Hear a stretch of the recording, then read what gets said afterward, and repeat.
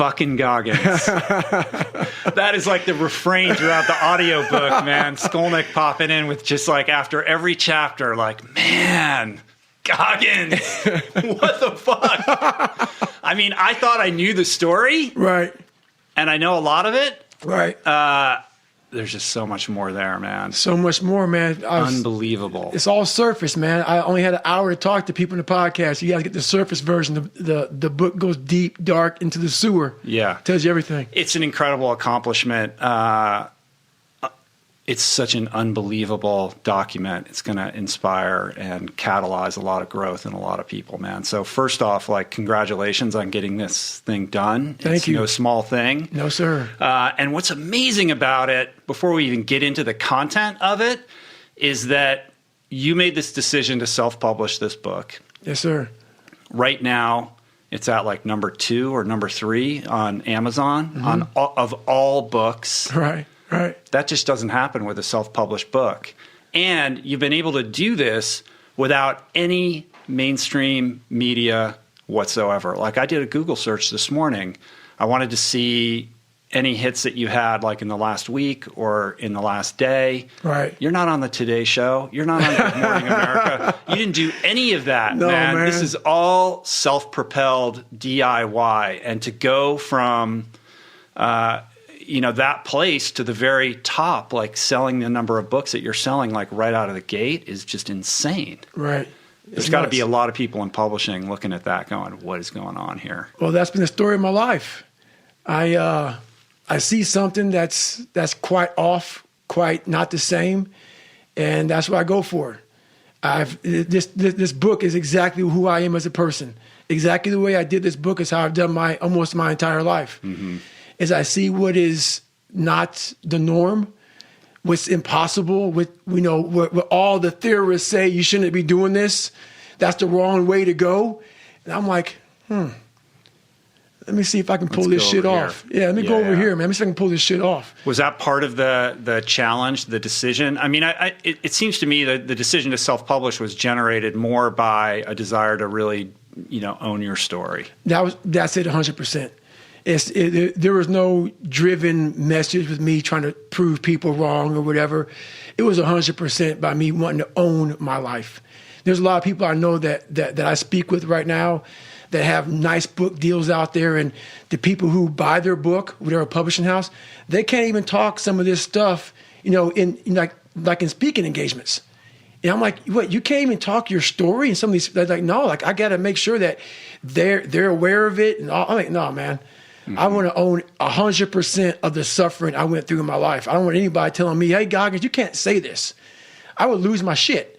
What I suffered this badly, and you're gonna fucking tell me I can't say this? Right. There've been all kind of problems with that one. Uh-huh. So I made sure that I wanted to own all of Can't Hurt Me and own all of my own life story. So that's what it really is all about. Well, you really have ownership not only of your own story, but your ability to tell it. Right. And, as somebody who's like a member of the ultra community, I remember, and I think we talked about this last time, you kind of disappeared for a couple years there from around, like, I don't know what it was, like 2009, 2010 that's to exactly, about 2013. Man. Yep, that's it. You had like a website and a blog that would get updated once in a while, and I would check in and try to see what you were up to, and you just went totally dark. I went ghost, man. Yeah, and I didn't know about the heart stuff. There was something about like, there's a health thing that you're dealing with. Right.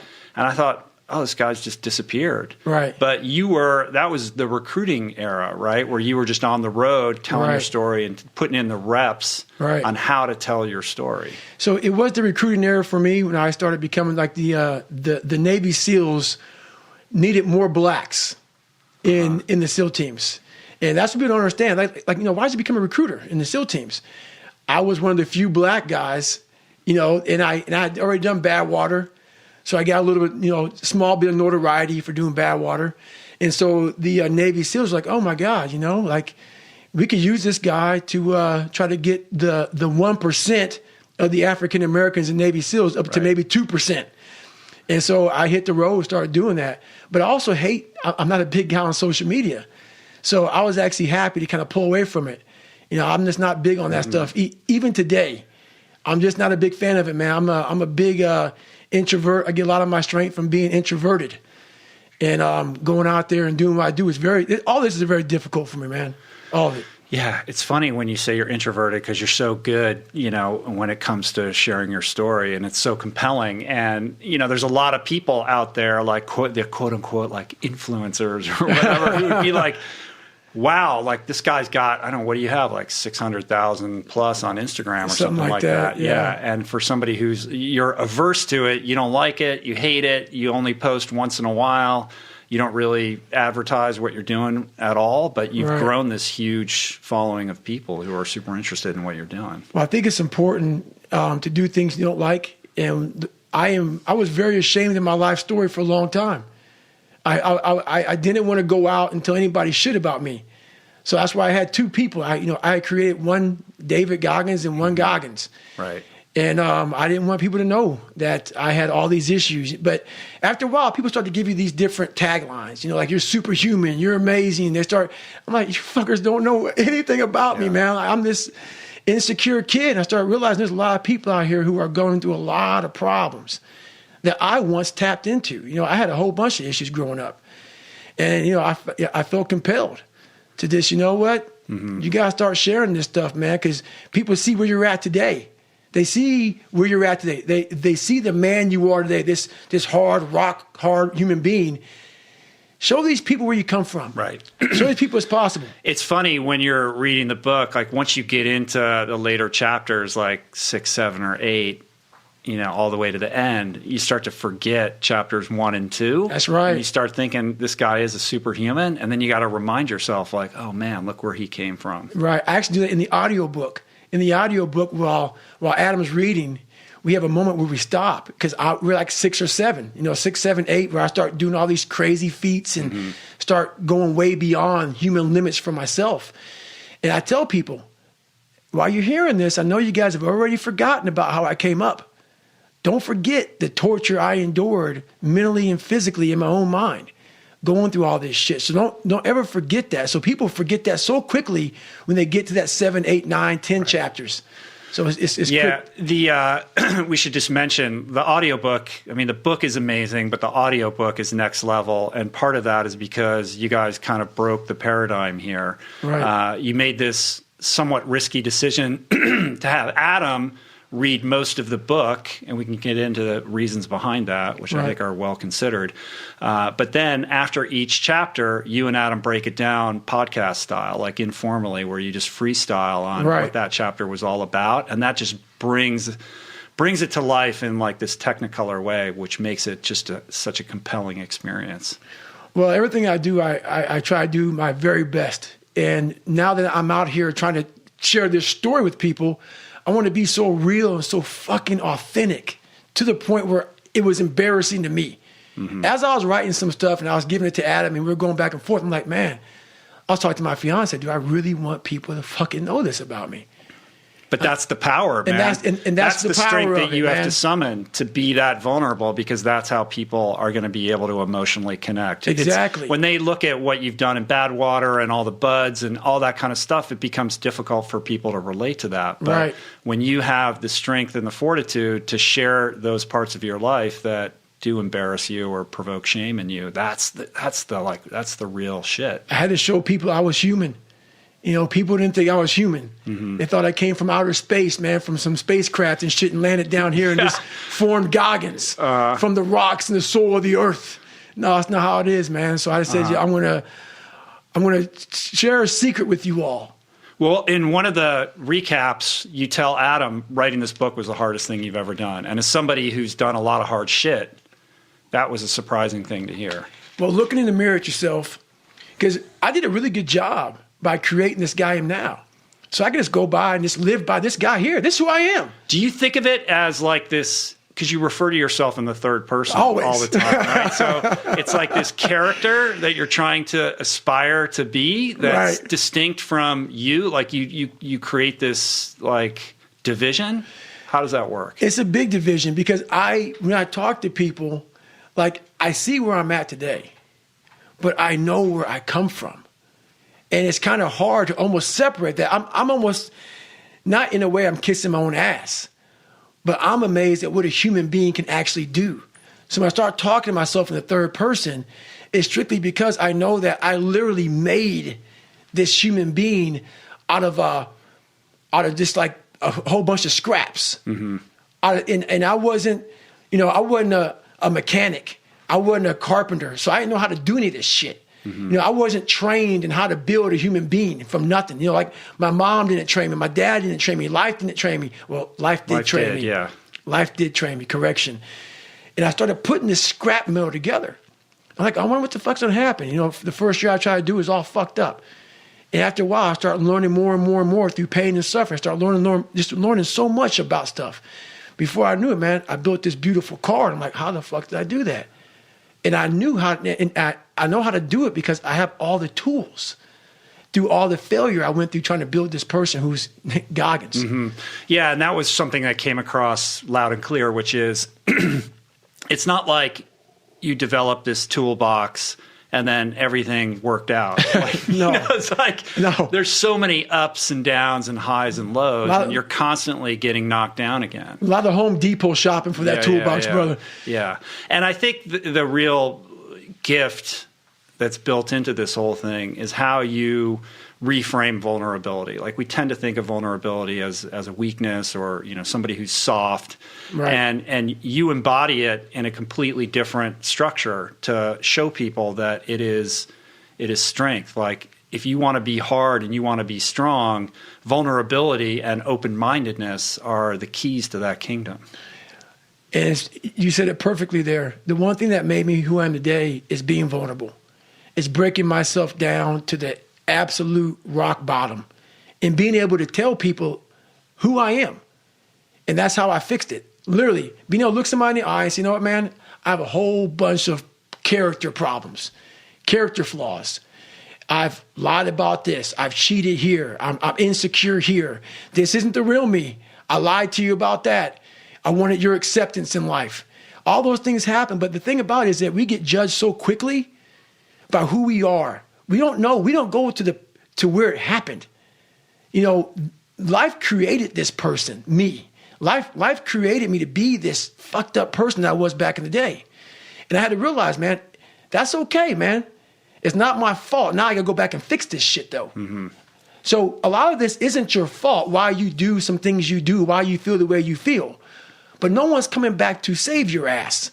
You have to go back to where the shit started, wherever that place is for everybody, and have the courage to go back there and start fixing what broke you. Mm-hmm. And that's when I was like, hey, I'm fucked up. I'm gonna go back and fix this, though. You got to be honest with yourself 100%. About where you're at. 100%. People don't like that. Oh, it's ugly. Yeah. And what's funny about it is that as you're trying to fix yourself and dig yourself out of this deep hole that life, society, and you helped also, those people who you saw down there in that hole who were there with you, who were your friends and people who you counted on, because you meet the people in the same situation that you're in life.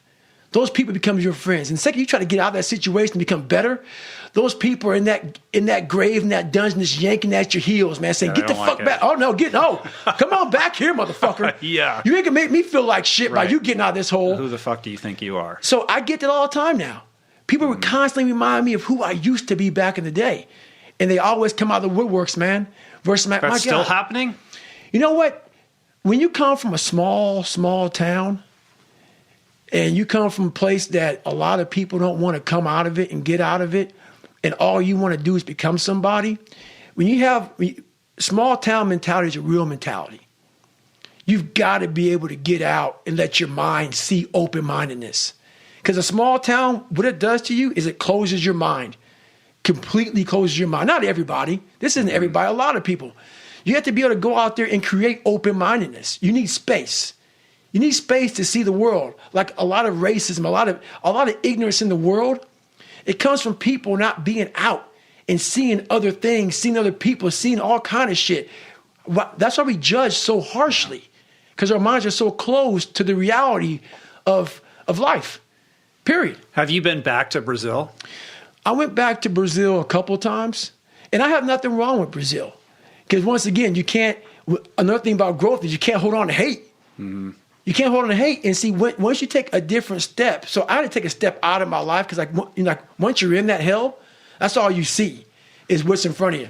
When I stepped out of it, I saw Brazil very differently. There were a lot of great people in Brazil. Some of the best people I knew were from Brazil. But when you're in hell, all you see is a little patch in front of you of the kids that are calling you nigger. Or the people that spray painted nigger were going to kill you on your car. Mm-hmm. People put that shit in your locker. People put that shit on your notebook in Spanish class. That's all you see. You didn't see that, my God, a lot of people fucking like me here. So once you take a step back and see the reality of the true ignorance that you're dealing with from a small group of people, that's when you get growth. Because, I went through a phase in the book I talked about, man, I was all about black and only black when I was a junior in high school because I was so beat down. Mm-hmm. I was the most ignorant I've ever been in my fucking life when I went there. I totally took everything, all the hurt, all the pain, and just put it in one fucking filter. I got to find people who look just like me and act just like me to find acceptance. That when you were doing the crazy haircuts. That's just the crazy haircuts. Watching Malcolm X video every damn night when I went home and shit. Uh-huh. Yeah. So the last time you were here, we kind of recapped your story chronologically, and I don't want to spend a lot of time on that, but there's a lot of new people listening, so I think it's worthwhile to kind of catch people up on exactly who is David Goggins and where you were, where you came from, what you endured, and how you arrived at this place. Is there a way to do that concisely? I can do it pretty quick, I guess. Mm-hmm. I was born in Buffalo. My dad was owned skating rinks and owned bars. And he was a very insecure guy, and he was an alcoholic. He used to get women for favors. So my dad, I'm not saying he was a pimp. I always say he's a pimp because that's how I look at it. My mom said the proper way to say this is that your dad used to get women, and he would exchange women for favors. So there you go. That's pretty much a pimp. He was a pimp, right? He was a fucking pimp. So basically, that was my dad. He was a guy that didn't care much about anything but himself. But he was kind of a baller in your community, he was a big baller. Right? Knew O.J. Simpson big time, knew all the Buffalo Bills. Him and Rick James were best friends. Wow. So we had two different sides. It was the side that everybody saw, which was the side of, this man, your dad is so damn cool, man. He's awesome. And we lived on Paradise Road. The second that door was shut in that house, it was game on. The real him would come out. It was a perfect Jekyll and Hyde. So when you're born into that at a young kid and like you're getting beat for no reason, I'm not, whippings are whippings, man. Yeah. But this guy would beat you for no reason, just because he was drunk, just because he saw you, whatever. It's like kind of like an Ike Turner character. Ike Turner probably on steroids. Right. So that's who he was. And he was a perfect person for psychological warfare. The beatings were horrible, but the mind torture was the worst. Mm-hmm. He got so deep in my head as a young kid, and that really fucks up your foundation. When you're born, man, there's some sensitive years in there, man, where your brain starts to develop and starts to give you self-esteem, courage, confidence, all those things. And my dad was stripping that away from everybody. And when you see your mom, the worst thing to do is when you see your mom getting beat senseless at a young kid. Mm-hmm. That shit scars you permanently. I mean, she was like a prisoner. She was a prisoner. Guy. And what you guys had to do to escape and get away from him is like insane. So she was 19 when she went there, and she was an innocent 19-year-old, and she came from a great family, and she met this man, and totally just it was brutal. It was very sadistic the way she was tortured by him, and the way my brother and myself were, and that broke me and my brother up. My brother loved my father a lot. He saw something very different than I saw, because whenever my mom and I would get beat, my brother, I'm not calling him a coward by any means. He handled it very different than I did. He would go in his room. He didn't want to see the beatings. I would protect my mother. So in that, I saw a lot more of the violence. I was trying to protect her. In me trying to protect her, I really got beat. Mm-hmm. So when you're constantly in that battle, in that struggle, and your brother's going in a different room because he didn't want any part of this shit. He hated it, and he loved family. He loves family. And I became the person like, hey, man, I'm not about it. And you had to shoulder the responsibility, this idea within you that you were responsible for making sure that your mom would be safe. And that was hard for an 8-year-old kid, because when we moved to that small town of Brazil, Indiana, I had a learning disability. I was stuttering. I was battling so much shit that I never even told my mom about, because she was battling her own demons. Right. So at 8 years old, I'm looking for comfort, and I'm like, hey, don't bother your mom with shit. You were not the man of the house. And I started becoming real protective of my mother at a young age. So whatever you're going through, man, you're on your fucking own. You're not gonna tell your mom shit. And she ended up finding out later through the school systems and through me failing and through me, all these issues I went through. She found out a lot, but I kept as much as I could from her, man. And that really was a hard task for me to raise yourself mentally when you're already in the deepest, darkest dungeon of all time.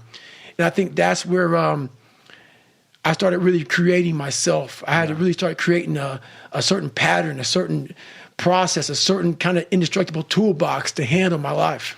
Well, you were on this trajectory to nowhere pretty quick, but the kind of inciting incident that starts to shift your trajectory is this Air Force guy that comes into your life, right? Mm-hmm. Like you develop this obsession with the military. Right. And then you meet this dude who survived that parachuting. Right. It was nuts, man. Parachuting gone very wrong, and you become obsessed with this guy. And correct me if I'm wrong, but that seems like the first sort of glimmer of hope that you might find your way in a different So, path. Like I talked about a lot, it started off with the Rocky and Rambo movies. Right. Those are kind of like my fathers when I was coming up. But then when I finally met this guy named Scott Guerin, this guy that fell off, he had a parachute accident. A guy crashed through his parachute, and he fell 13,000 feet, pretty much to his death because his parachute collapsed, and he fell 120 miles an hour to the ground. I mean, that picture in the book of it's him it's disgusting, right? And so he hit the ground, and I met him a couple years later at this CAP, Civil Air Patrol camp, and I'm sitting there, and no kid was like amazed by him. It was like, okay, this is a great story. I'm a kid. Let's go. I'm sitting there. He comes out, and I was amazed by Rambo. Like at a young guy, like, oh my God, this is the real Rambo. He came out. He had, he got his throat cut open to open up his airway. And so I saw he got trached, and I saw all these different things. I was like, my God, he came out talking all like Clint Eastwood, and he shared the story, and he's all hardcore. And I started following this guy, but he didn't know I was following him. So for a week long, he did push-ups and flutter kicks, and all. I was like, man, that is the real Rambo. Why do you think it connected with you and not with the other kids? Like, what was it inside of you that was, obviously searching for somebody like that? I was looking for strength my entire life. I didn't have any. I was a really weak kid. My dad beat the living shit out of me and I was strong as a young kid. But me protecting my mom for so many years in that house, my dad made me very afraid because he beat the shit out of me every time I went at him. Mm-hmm. So in that, every man wants courage. Every man wants strength. At least this one does. So I found it in every way possible. And when I see a strong guy, I was like, okay, maybe he can teach me. So he didn't know anything about me. So time went on. I left school, and then this guy was in my mind. We had zero money, man. Like at one time, we lived in a $7 a month place, government subsidized apartments. Now we live in like a $200 place at this time. I went on a $500 phone bill. And back then, dude, and having no money, my mom wanted to kill me. I was in search of Scott Guerin. Yeah, no Google, no internet. Google, no nothing. You're just randomly calling up bases? Air Force bases, man. Calling up Air Force bases, man. Hey, do you know what Scott Guerin? What do you mean? I'm like, who's Scott Guerin? I'm like, he's a pararescueman. A what? Because, a pararescueman, there's not a lot of them. So I started getting, okay, there's a PJ base here, a pararescue base here. So I started tracking down pararescue bases. Finally, Key West, Florida. He's a scuba instructor down there in Key West, Florida. I leave a message. He calls back, gets a hold of my mom. I'm like, I cannot believe this guy called me back. My first question to him was, hey, man, can I come stay with you for a week? He's like, who the fuck are you, man? He didn't know who the fuck I was. Right. The guy let me come stay with him for a week. And that was, you were senior in high school? I was a junior in high school. Mm-hmm. It was in my junior year, pretty much. It's pretty amazing that he was open to that. He was open to it. I think he said about 4 words to me in the entire week. We PT'd together, and I didn't need to hear a word from him. He didn't talk a lot. Uh-huh. He was an instructor. I would go to school or to scuba school with him. He would instruct. I'd sit on the couch for 10 hours. Sit in the lounge on the fucking couch for 10 hours. He'd come back, pick me up. We go for a run. He'd go home. We ate fish every fucking day because we had to go out in the ocean, like I would go lobster hunting. I hate the fucking water. I was scared to death, but this guy went in, so I'm going in.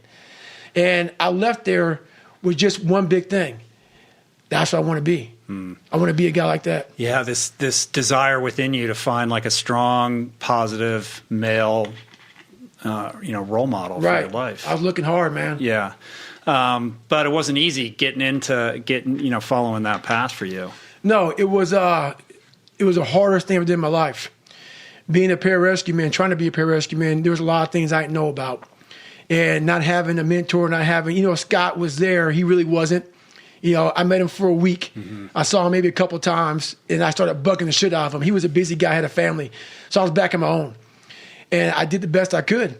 And trying to be a pararescue, I finally passed the Asvab test after taking it several times. And when you cheat your whole life in high school and elementary school, I had about a 4th grade reading level.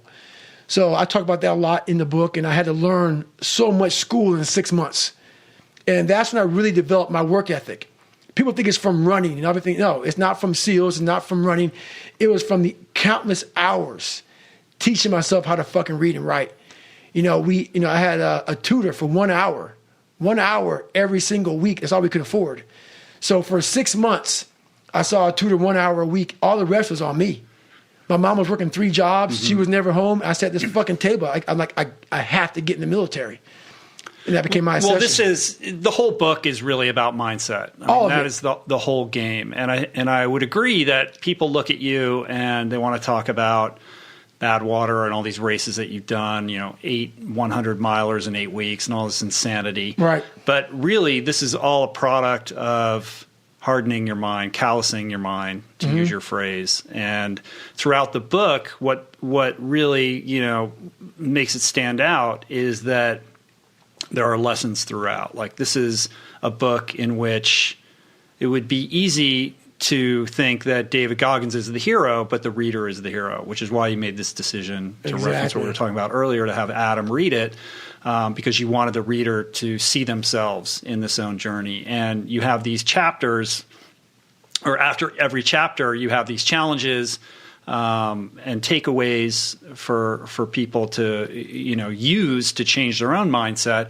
But even woven into the narrative, you're breaking away from the story to say, look, this is what you got to do. This is what I did. This is how you do it. Right. And the first one of these really is the accountability mirror, right, which you still use. But what I didn't realize was that you developed that when you were like a junior in high school. Yeah. You started doing that. Yeah. But it's not like, I did the accountability mirror and then everything started working out for me. No, it wasn't like it was a fix it all. No, it was just it was a starting point to start holding myself accountable.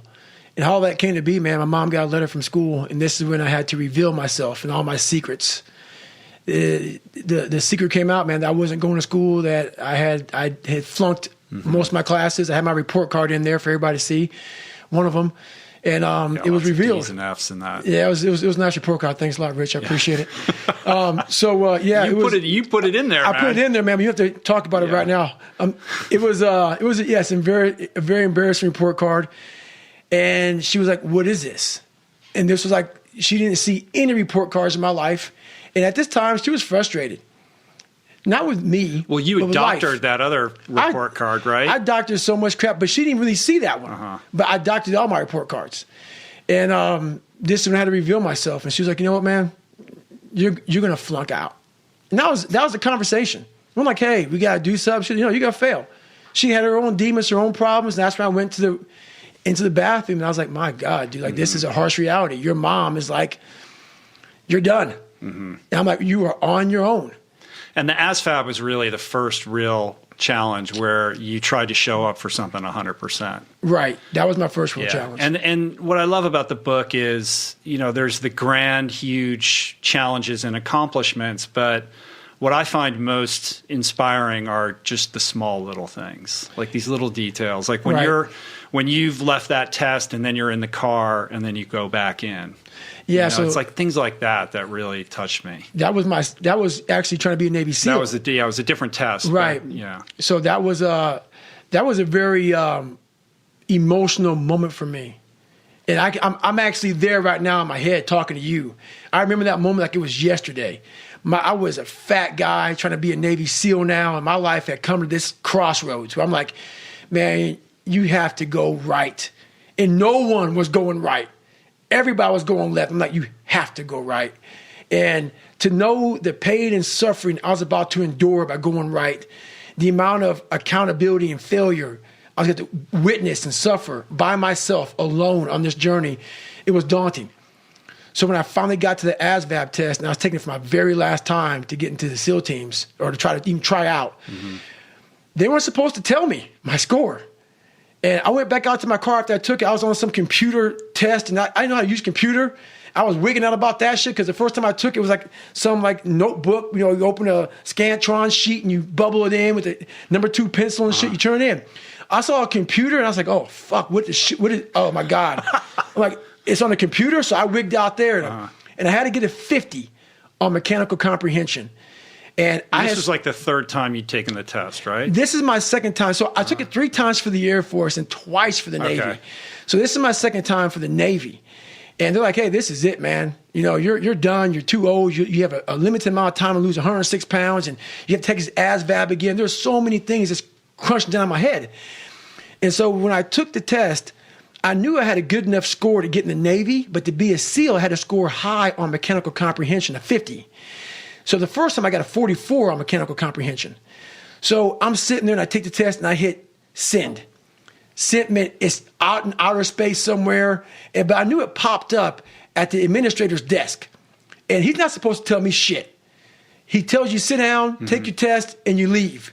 I walked out, got in my car, or I was walking around the car, whatever. And I was like, I got to go in and find out, man. So I went in, I literally sat there. Everybody's taking their test, and I'm begging this guy. And he's telling me, I can't tell you shit. It's against government, it's against rules, everything. Right. He opened it up. He goes, okay, man. He said, you got a 65. I said, no, man. I didn't know I got a mechanical comprehension. And he scrolled the page down, and it was exactly a 50. And I literally, like, what came through my body, because it's easy to talk about it now to you, but no one knew the time and energy I put into getting that 50. Right. It was pretty amazing. Yeah. I mean, what is that? What did that represent for you? Like the opportunity for a new life to finally get away? It represented an opportunity for a new life, but the thing about it is I'm trying to be a Navy SEAL. At this time, I was still 200 and some odd pounds. I still had more weight to lose. So think about this. I put everything on David Goggins to be a Navy SEAL. It's like going to the crap table with your last $1,000. And you say, you know what? I'm going to put everything on this fucking, on black. And hopefully I win. If not, I'm broke. I put my whole life, a guy that was scared of the fucking water, a guy that could fucking taught himself how to read and write, on being one of the hardest motherfuckers on the planet. Think about that shit. A guy that came from nothing. I put my whole life, and I'm going to go out here and put everything on David fucking Goggins to be a Navy SEAL. Not to go be a fucking, Boy Scout or some shit. A Navy SEAL. And I look at that, and I did all this shit just to get the opportunity to succeed. That's what people don't fucking understand, man. And people see the end result. I remember that guy saying, my God, man, I can't believe what the fuck I've just done. I put everything, ruin relationships, ruin this, ruin that, put everything on the fact I have to become someone in this world, or I'm no good for anybody. Where does that come from? Where did that compulsion, that drive? It comes from a disgusting place of not being fulfilled in your life, of afraid of dying, having never accomplished anything. That's a fear that some people run away from, that people don't want to face. When you have a real fear of dying and being just another person, that I live to pay the bills, I made $1,000 a month. This is my life. I spray for cockroaches, man. If that makes you feel good, that's great. It didn't make me feel good. I wanted to, the first time in my life, after 26 years, it was 24, 25, wherever I was, I wanted to feel good about myself. And that was the ticket for it. Yeah, I mean, you have this huge reservoir, this capacity to leverage pain and circumstance to drive change within yourself. Right. To be able to not be a victim, but to look at pain as your friend, as a catalyst for growth. And I think there's a lot of people out there. Look, if you're in enough pain, that's going to move the needle for you. There's a lot of people out there that are in just enough pain where they're willing to just settle for what they have because they're not in enough pain to change. Right. And the fear of change outweighs the pain of their daily existence.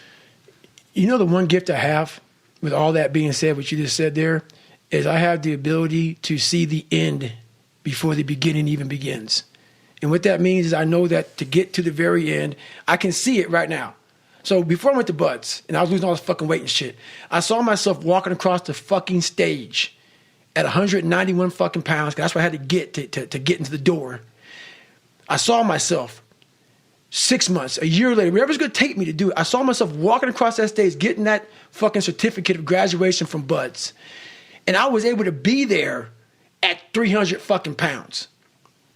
And that feeling that I was nowhere near that fucking feeling, I was able to put myself there 1,000,000 times every fucking day. And that feeling of like, my God, that is going to feel fucking amazing.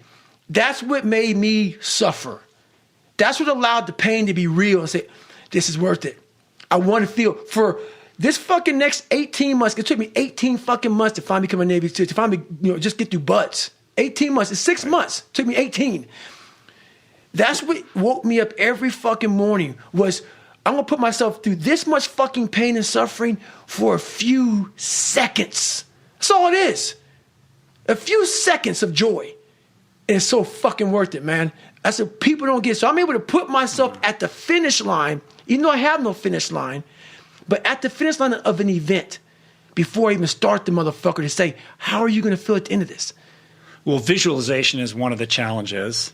And part of that is not just visualizing success or living in the reality of achieving what you're setting out to achieve, but also visualizing how you're going to navigate all the obstacles that are going to get thrown in your path. Right. Visualizing is my biggest tool of life. That's why I've been able to put myself in cold water, put myself in a 100-mile race millions of times before I've done it. And I'm able to go through the race and see how I'm going to feel at mile 50, almost to the exact feeling. Right. So when it comes up, it's no surprise. It's no surprise. I've already done this a million times. Mm-hmm. And that's the one thing I practice overnight. But also, the most important thing is I practice that feeling of accomplishment that I'm going to have when it's all said and done with. The crazy thing about the Asvab story is that in addition to having to pass this test and get that 50, you also had to lose 100 pounds in like 30 days or some crazy short period of time? It was less than 3 months. Right. Okay, 3 months. So, but you compartmentalize these two tasks and say, look, the first thing I got to do is I got to pass this test because the weight doesn't matter if I don't get that 50. And you shelved or put off losing the weight to focus on the academic end of it until you completed that hurdle, and then you looked at the weight stuff. I'm like that now to this day. You still got it done. Yeah, but it's like being focused on one thing at a time. I have to be very present in everything I do. Like right now, I'm with Rich Roll. I'm not thinking about shit, but Rich Roll. And what the fuck's coming out of your mouth right now? That's what gives me a huge advantage in life, especially today, in this day and age, with so much shit going so fast and everybody wants to keep everything going, everything up and everything. I want to be the greatest multitasker of all time. Not me. If I put my 100% into what's in front of me, I will destroy it. If I'm out here just multitasking and shit, I'm going to half-ass everything I do. So it is the most important thing in the world to me is being focused at the task at hand. And it's getting harder and harder to do that because there are so many distractions, and it's so easy to distract yourself. Yes, it is. You don't ever have to be bored again with these things in our pockets. No, but the one thing I'm most scared of in the world is losing touch with the best thing in the world is your mind. Your mindset, how you can picture yourself, how you can focus, how you can drive, how you can put yourself in so many situations to get out of it. Because those headphones we listen to, those phones that we Google to find information, there's so many situations in my life where that shit's not going to help me. It's not going to help me. And you're able to just turn that off. So fast, because I know what's helped me. None of that stuff has ever helped me. None of that stuff's ever helped me. What has helped me has been me alone, getting my shit together and being accountable for who I'm not and who I want to be. It's the only thing that's helped me. So you get in, you get the opportunity to become a Navy SEAL, and then you end up going through BUD/S 3 times. It's like, yeah, Merry Christmas. Insane, I got lucky, man. Yeah. Unbelievable. And the stories of what that entailed are like so vivid, man. It's unbelievable. Well, I was very fortunate to go through 3 times, and not in a sadistic way, in a life-changing, growing way. I found out so much about myself through going through that training 3 times, and I went through the hardest part of the training 3 times. You know, after the first, so first phase is the crucible, man, and that's where I was at for 3 times. I spent most of my time in BUD/S in first phase. In the Hell Week. In the Hell Weeks. And being in that grind. And in that grind, I got time to examine myself. I call it the live autopsy, and also examine other people, because I was really good about putting people way above me, because I wasn't shit. I was never nobody.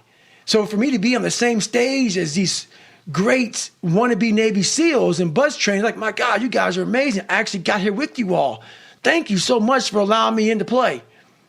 But as I was there for so long, I got a really good chance to sit back, because now the cold water is just water now. It's no longer cold anymore.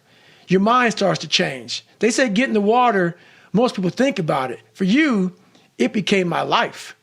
So I started learning that if you start to change your mindset versus it being like, oh my God, this sucks, I became a professional BUD/S student.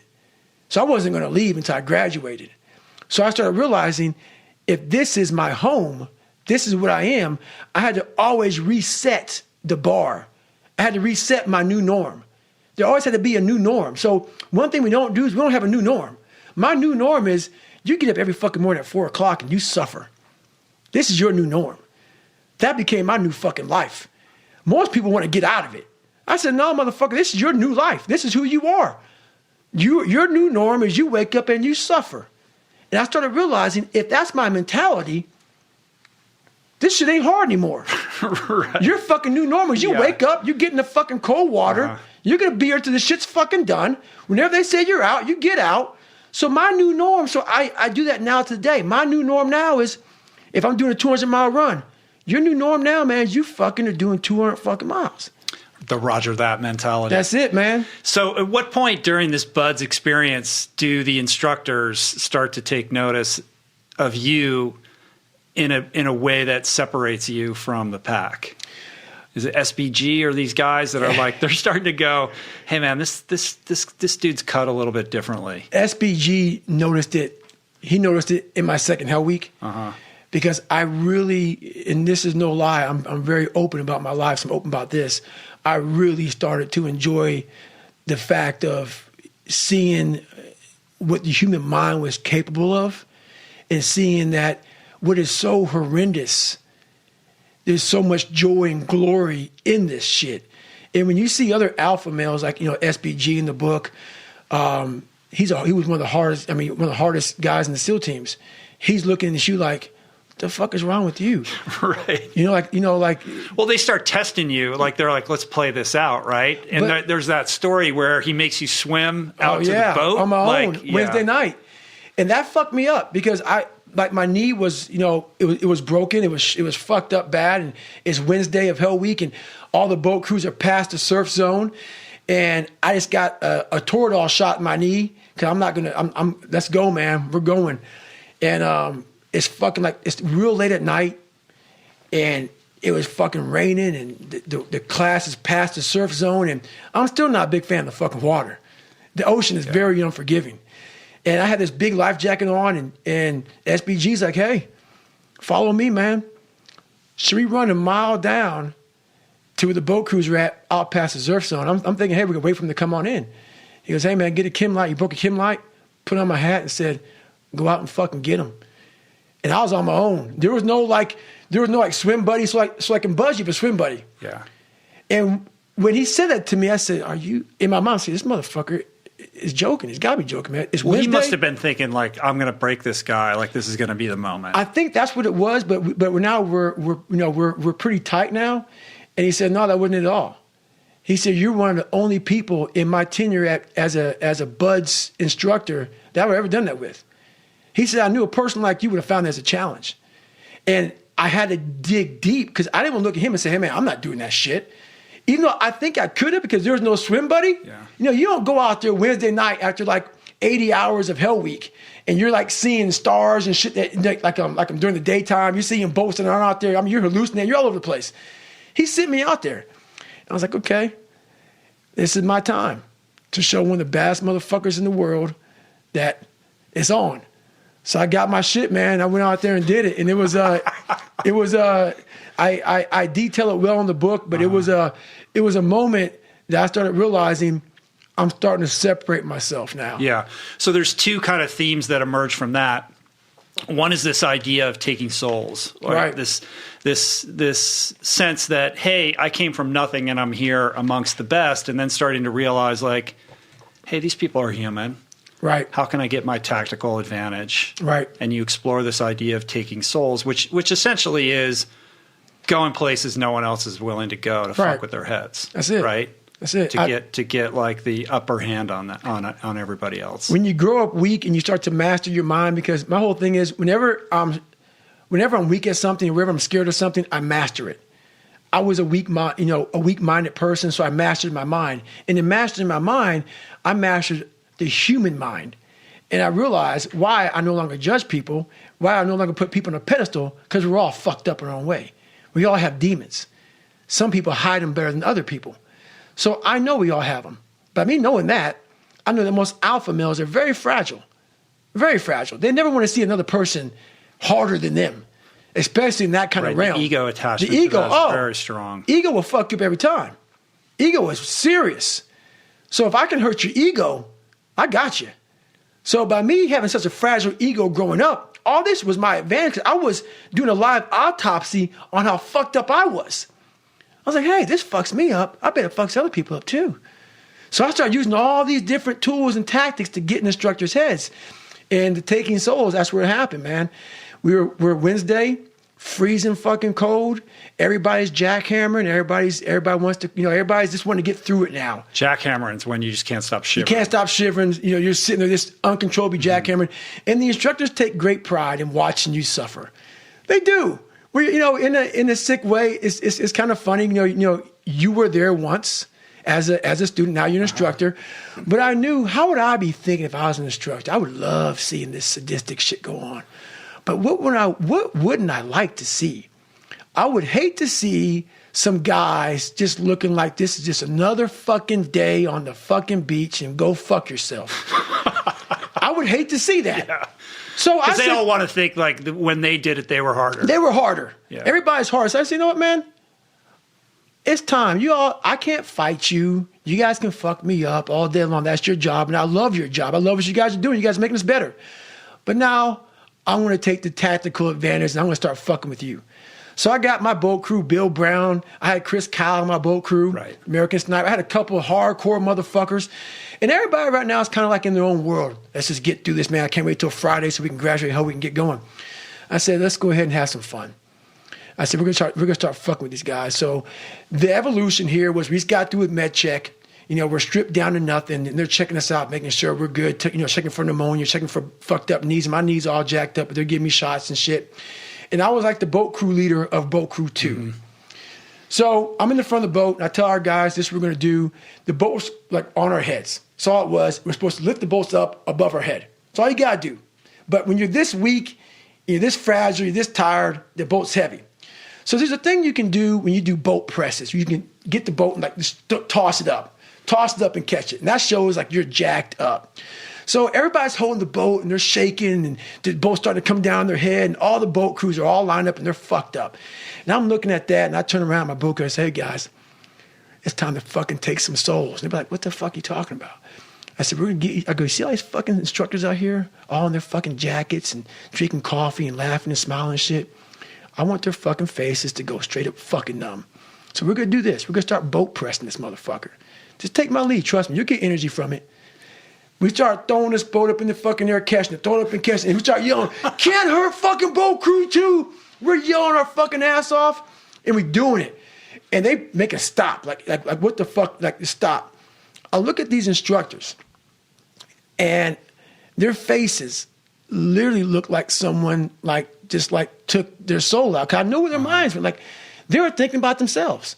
Like, what the fuck just happened, man? I know me on Wednesday, I couldn't have done that. How are they doing it? So the rest of the time, going through Hell Week, it was like we owned it. We owned it. Right. Boat Crew 2, we won every single race. We were just dominating. And it was a strong boat crew, and that's where Taking Souls is. There's a few Taking Souls stories, but that's one of them. Yeah, and part of that is learning how to be a leader. Like, when you're dealing with these alpha males and these huge egos, there's this tendency to just try to outshine the next guy, right? You tell an example, there's another guy who kind of proceeds along that path. Right. And he realizes very quickly that he's not going to make it because he doesn't know how to build camaraderie with the other guys. Right. Talk about Mr. Dobbs. He's a good friend of mine still to this day. And he went into that place, man, and I knew where he was going. It's in my third Hell Week. And I knew Sean real well, but I knew he was real arrogant. He had a serious chip on his shoulder like I do.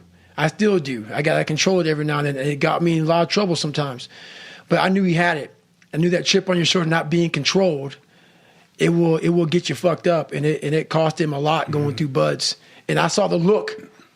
Because I once had the look when I was going through pararescue school, when something got so hard and your mind can't process the hardness, you don't know the right tools to get through something hard because you've never been challenged before. I could tell he was a superhuman, that nothing ever challenged him. But I knew, because I already been through Hell Week a couple times, I knew, motherfucker, don't underestimate that shit. It will find a fucking demon, and it will bring out some insecurities in you, and it did. And it was like maybe 30 hours in the Hell Week or something like that. I'm looking over at him, and I smile at him. We're standing just like this in line, and he's getting his med check. A doctor's looking at him. It happened just to be beautiful timing.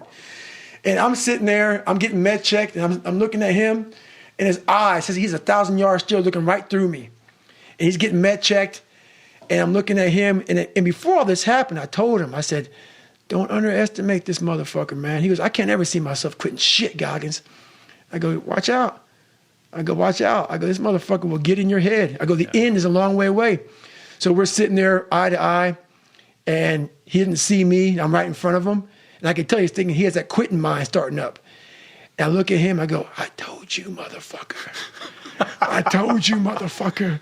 And next thing I knew, man, a car pulls up, and he rolled out. Rings the bell. He rings the bell and he quits. But it was he's a great human being, hard motherfucker. It doesn't make you, when you quit something like that, man, it's a huge lesson learned that I can't go into anything thinking that there's nothing that's not going to get in my way.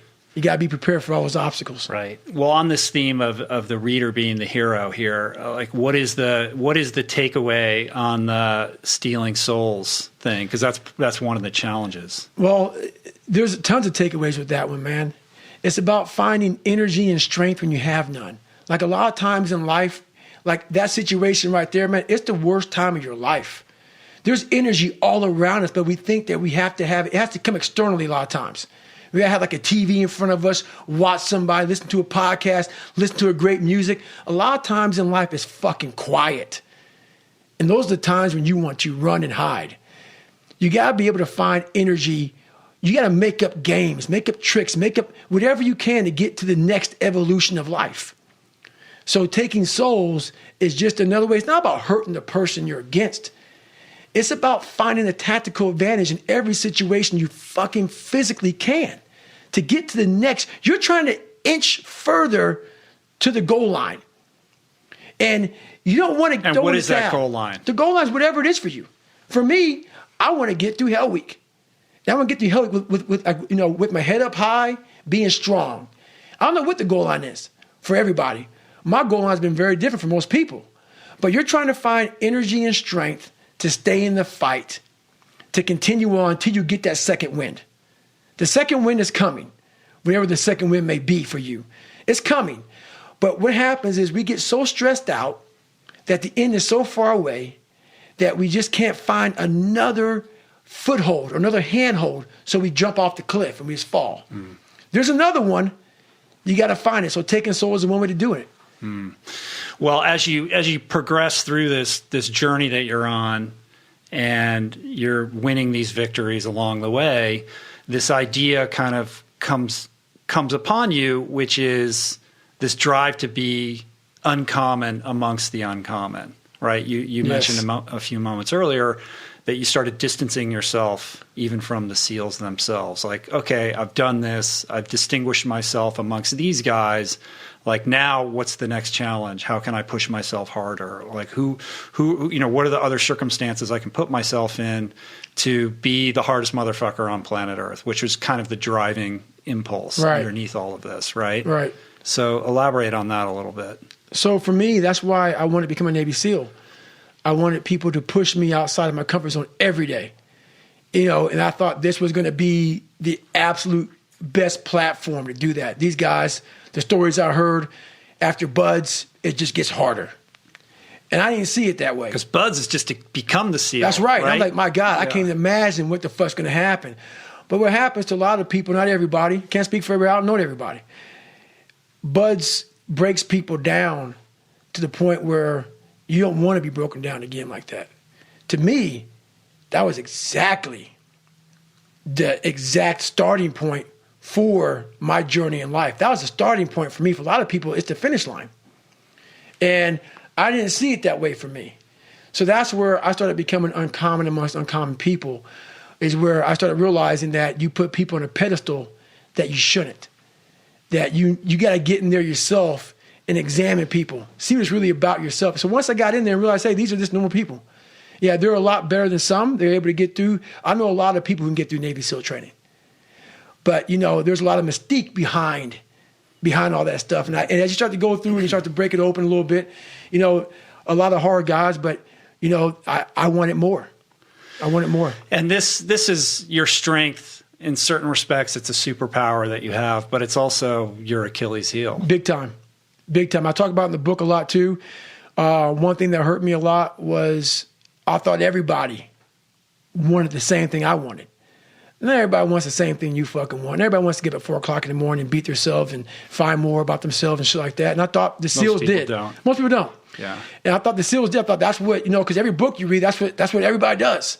So I was hook, line, and sinker. So that mentality that I had, it kind of put a bad taste in my mouth, once I realized that not everybody was like this in the community.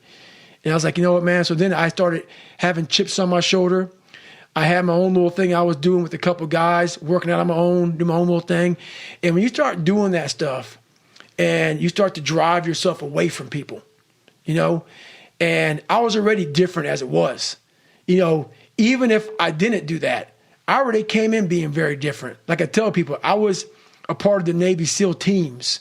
I wasn't part of the Brotherhood. Right. And You're not going out and partying. I'm not going out. No, that's not me. That's never been me, though. Like, if I was in a college, if I was in I couldn't be part of a fraternity, man. I would never join a fraternity. Ever. I'd be like, hey, fuck you all, man. I got my own shit going on over here, man. Go fuck yourself. That's me. I don't like fraternities. So just me, when you join the SEAL teams, you're joining a big fraternity. So I was already asked out. So then when you're asked out not wanting to hang out, I wasn't a dick. I do my own shit. That's me. So I grew up wanting friends at a young age. And once you get self-esteem and shit, you know who you are. I was comfortable. You're not liking me, but not hanging out. And then you take it to another step further with this being hard mentality of, if you guys aren't doing what I'm doing, you guys aren't shit. So I did a lot of things that push people the wrong way, that rub people the wrong way. And in that, being in the fraternity, it's like a big soap opera. It's like the fucking guiding light. And, people start not liking you for certain reasons. People don't know who the fuck you are. Rumor mills start happening.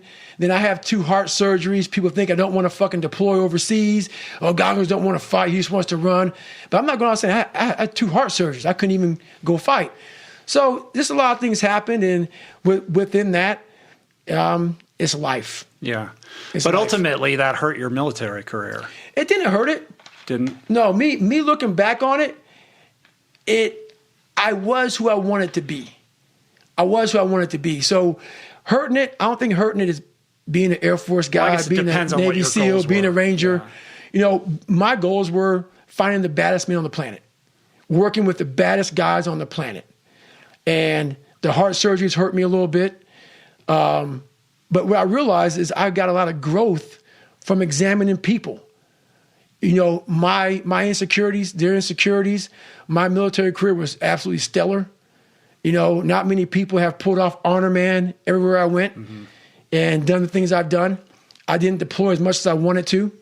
Yeah, I went to Iraq, stuff like that, but I wanted to deploy a lot more with the heart surgeries keeping me out of training for 4 years. That hurt me a lot. But all in all, there's not many people who've done some of the things I've done. Right. So not satisfied with just being in the Navy SEALs, you decide you want to go to Army Ranger School. Yes, sir. And you go and do that. Yep. And you distinguish yourself there. So, you know, when the dust settles, you've done Air Force, what is it called? The program? TACP, it's called TAC-P. Tactical Air Control Party. Navy SEALs buds, and then Army Ranger School. Army Ranger School. And I went to Delta Selection twice also. Right, exactly. So how did that play out ultimately? So at Delta Selection, I went the first time when I was I went both times as a Navy SEAL, which is very frowned upon because we have our own little group there. Yeah. You know, Dev group. So how that even came to be was after my second platoon, where me and my guys didn't get along. You know, we had a great deployment, but we didn't get along. Bottom line. Once again, it's how life is. When you come back in a fraternity like that, rumor mill flat, you know, goes around, and maybe Goggins has a bad attitude, don't work with him, whatever. So I didn't get my orders to go to DevGru. I actually screened for DevGru, didn't get picked up, or I got picked up to go to the screening process. I passed the screening process, was going to Green Team, a lot of these fucking things nobody knows about. But anyway, I didn't get my orders to go to DevGru. So I said, you know what? It's a good time for me to go try out for Delta Force. So I went there, got messed up. You know, I fell down a mountain. My leg got trapped in a mountain or in some rocks, broke my ankle, messed up my ankle real bad. Then I had the heart surgeries. Then I went back to Delta, and I was getting ready to get to the very last day. And what happened there was I was getting real happy. I'm going to be a Delta guy. This is the shit. I can't believe it. I'm back in the game. And once you let your mind get unfocused, you get lost out in the woods. And out there going through Delta Selection, it's a lot of land navigation. And if you're not paying attention to that map and compass, and it was my last day before the 40-miler, and the 40-miler was like the big last thing you do, and I was going to fuck that 40-miler up. Right. But that's your game. That's my game, man. Yeah. And There's one thing you're going to be able to execute I'm gonna fuck that on. up, man. You put weight on my back and go, man. I'm gonna hurt you.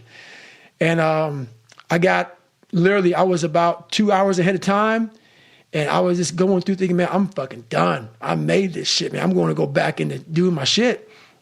I'm going back out to fight, man, with an elite group, a tier 1 asset. I was so stoked. My mind got drifting away, and I got lost. And I found myself lost. I reoriented, I got fucking back on track, and I went to what I thought my last point was. I saw another student. I said, hey, man, we only got 5 points. He goes, no, motherfucker, we got 6. And I was like 45 minutes from drop dead, and I made it by 1 minute. And if you make it by 1 minute after making it by 2 hours every day, I was getting there 2 hours early every day. I don't know what the standard is at Delta. They don't tell you shit. And there's 2 vehicles you get into, man. One vehicle goes to another campground, meaning you're still here, and the other vehicle goes to some speed bumps back to your rack, saying you're getting a fucking airplane. I went in that vehicle. Yeah, that was it. How many soldiers are there, though, that have gone through all of those programs? I can say, honestly, I'm the only one. You're the only one. For 100% fact. I know for a fact, and I haven't Googled it and looked at it. I know there's nobody in the world who's willing to say, let me screen for Delta Force twice. Let me go to Army Ranger School as a Navy SEAL. Let me go to Navy SEAL. Let me go be in 3 Hell Weeks. Let me go to Air Force. So my military career was phenomenal. There's a classic quote in the book. I think it's as I recall, I think it's when you decided you wanted to go to Army Ranger School, and one of your guys says, he goes, man, Goggins, you're the kind of guy who would like to be a POW just to see if you could fucking do it. He was my OIC, and I actually still talk to him today of my first platoon. I really respect the guy an awful lot. I wish I could pop his name, but I don't have his permission right now. He was a great leader because he understood me. As a good leader, you have to understand everybody that works with you. He understood the uniqueness that is me. And I'm a very different person. You gotta be a real fucking man to understand David Goggins. And I give him a lot of credit for just let me be me. And I screened, and he went to DevGru, but he said that before Ranger School because I put a chit in. A chit is a special request chit. I put 7 special request chits in to go to Ranger School as a new guy in the SEAL teams. It's like, why the fuck are you trying to go to Ranger School, man, as a SEAL? And back then, they were sending some Navy SEALs there for punishment. They sent a few there, and I was going because I was like begging to go. I'm like, there's another challenge out there that sucks, that people don't want to go to, that I can grow from, that I can see some more uncommon motherfuckers out there that want to get hard and get after it. And I always found out one thing. When you're in training, that's where you find how people really are. I found the best out of people in training. That's why I love Buzz. That's why I love Ranger School. But once you get out of training, very few people keep that same mentality. It's like, hey, thank God I'm done with it. That's why I always love going back to scratch. Mm-hmm. Yeah, and the cool thing about Ranger School is you show up and they strip you of everything, so you don't know who anybody is or what their rank is or any of that kind of shit. No, there's no rank, there's no shit. And they just presume that you must have gotten in trouble, right? That's the only reason you'd be there. Right. So tell that story about. So before I showed up to Ranger School, man, there were a couple of Navy SEALs got sent there for punishment reasons, and a couple of them quit. Not because it was too hard, I imagine, probably because fuck you, I'm not gonna be here for punishment. I'm not gonna get my ass kicked again. I went through Navy SEAL training, so it just came with the attitude of being there. So a couple of them said, I'm out. So that gave some of the SEALs a bad reputation at Ranger School, and then I show up and I'm like, yeah, I want to be here. And they thought I was just another guy that got in trouble, not knowing that I begged to come here and I begged to get beat on for 69 days and starve and lose 56 pounds like I lost. So it's like day 3, and they have, an Army guy. We're all stripped to rank. I'm this David, I'm this Goggins, and whoever, it's just your name. I mean, you could be a fucking major, you could be a general, and you're this Thomas. Mm-hmm. It's all the fuck you are, man. They don't care. So I'm hiding out, but I got my little Navy name tag on, so they can tell I'm a Navy guy, my little Navy hat, so they know I'm a Navy guy. I stand out. And once again, there's not many black guys in Ranger School. So I'm in the back hiding out, and they tell the guy, hey, come up here. You're the first sergeant, and the first sergeant, you should know the Ranger Creed. So the guy goes up there and he goes, he fucks it up. And they go, hey, they look right at me. I know for a fact old seaman back there, what the hell they call me, doesn't know this shit. I was like, motherfucker, I've been studying this Ranger Creed for a year. This is what I'm saying in my head. I get up there, man, recognizing I volunteer as a Ranger. Fully on the hands of my chosen profession. I always endeavored to hope prestige, honor, high speed, call the Rangers. He goes, you're done. I went on. Acknowledging the fact the Rangers are more at least. He's like, what the fuck? So I went ahead and said the whole fucking Ranger Creed. Next thing I knew, he goes, hey, you're the new first sergeant. And I was like, fuck. Now, not only am I going through one of the best leadership schools, you have to be dialed in all day long. When I'm not out in the field getting graded, I'm now in garrison, having to be in charge of all these fucking guys in Bravo platoon. So Bravo company. So I was like, guys, so it was I was always had to be on the whole time. Roger that. So I was like, fuck it, man. I guess I'm in charge now the whole time. But I never got fired. Most guys going through that, you get fired, and that's what led me to getting the Honor Man Award. Right. One of the things you don't talk a lot about is your deployments. Mm-hmm. I mean, you talk about that experience in Malaysia a little bit, only briefly in the book. So I'm just wondering what the rationale behind, like, are you not allowed to? Did you just think that it wasn't relevant to the story you were trying to tell? Well, the thing about it is I deployed, I fought in combat, stuff like that. First of all, it's hard to relate to that. Second of all, I had to get all kind of fucking approvals from people to get that in the book. and talk about it. And I want to go through that process of, hey, can I put, what I did in Iraq in the book and stuff like that in the book. And I want my book to relate to people. There's enough Navy SEAL books out there talking about, running, gunning, shooting them up, stuff like that. That's never been, I don't want to be known as a Navy SEAL. Even though I talk a lot of, people want to ask me about it, Navy SEAL, that was a snippet of my life. That was a snippet of my life. And I want to be known as somebody much more than that, who did a lot more than that. So my book is about helping people. And I can't help people through what I did in combat. I can help people by what I went through in life itself. And I went out to, it was intentional to make this book about how can these stories resonate and help people. And, it wasn't like, hey, let me kiss my own ass. So that's why I had to go there and do that. So that's why. Yeah. Well, there's the cover image of the book is you in military uniform. And there are a lot of those other kind of books out there, Chris Kyle. And I know you're tight with the Luttrell brothers. Those have been huge books and they become movies and cultural, very culturally relevant. And another thing about that, I'm not a war hero. Yeah. I'm not a war hero, man. Like, there's a lot of heroes out there and I don't have a great story to tell you about war. What is the climate, though, when you're in the SEALs and then somebody writes a book? Like, my sense was always that was kind of frowned upon. It is frowned upon in the SEAL. A lot of things are frowned upon in the SEAL teams. A lot of things are. That's one of them. I don't care what you do. It's your life, and I'm not about judging people for that. But a lot of SEALs don't like anybody going out doing anything like that. And I don't know if it's a lot of jealousy or whatever. I don't care, but it is frowned upon for some people to do that. But I guarantee you, some of those guys, if they did some cool shit, a lot of us don't do cool shit. Yeah. A lot of us see combat, not a lot of cool shit. So but the book really isn't about. It's not some vainglorious thing where you're in battle and you're telling crazy war stories. No, it's not that at all. It is. I don't have many war stories to tell. So the reader is the hero, and another one of the themes that I want to kind of explore with you is this idea of being the only, right? Which is like a recurring thing in your story, right? So being the only, and I actually talked about with Adam. I came up with the only. There's a lot of onlys out there. I was the only black in a lot of situations. And the only isn't about a color. There's a lot of, there's gays, there's lesbians, there's people who are white people who just feel like they're not wanted in society. That's the only.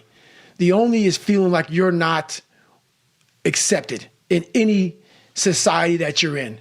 Doesn't matter what color, creed, race, gender, doesn't matter. It's just that you are in this situation where you feel like you're being judged. You might be being judged. You feel awkward. It's an awkward feeling when you walk in a room and you're like, oh my God, like I'm the only. And that comes with a lot of people. And that's where the only really came from, because I didn't want to make it like a black situation. I want this is about people. You are your own hero. You are the hero of this book. So I want it to be, what's a word that can make people feel like this resonates with me? That's only. It's not about, it was about black or about white or about being Jewish or Christian or whatever. So that's where it comes from, man. It's about ownership of a lot of people feel like no one understands what the fuck I'm going through right now. And that's the only. Right. And that seems to be something that you leverage to get stronger. Oh, yes. The only is a very powerful thing for me. And there's a lot of times in my life that I chose the only on purpose. On purpose, just to see how I would come out the other end of it. And in the midst of all of that, how do I say this? For somebody that's listening to this or they're reading your book and they do feel apart from, they feel alone, perhaps they have that victim mentality, right? They're just, the world's against me. I can't catch a break. Every time I try to do this happens. It's some narrative that they're spinning about their life. Right. Like, what's the first step out of that? Well, like I've said a million times before, the most important conversation is the one you have with yourself. You wake up with it, you walk around with it, you go to bed with it. Eventually, you act on it. Sometimes you act on it good, sometimes bad. You got to change the internal dialogue. That person in your head that's talking that shit to you, until you change the internal dialogue in your head, until you callous over the victim's mentality that the world is out to get you because of you are the only, you got to change that shit, man. Yeah, but you don't understand my life, David. Yeah, I do. So that's the thing about it. And that's why I can talk about it. But yeah, I get what you're saying. A lot of folks I get that mentality. I once had that mentality that no one understands what the fuck I'm going through. And if you keep that mentality, you're going to stay in the same exact spot that you're in, that no one understands me. There's millions of people. Why do you think a book that I self-published, is doing so well with a story that's so fucked up? People I'll never forget when I went to a publishing house, who's going to resonate with this story? No one's going to buy this book. I'm like, are you not in the world? Are you not in society? You're never alone. Everybody's going through shit. So when people get this mentality of you don't understand me, you can throw a fucking rock to someone that can understand you if they're willing to break themselves down and stop hiding. Mm.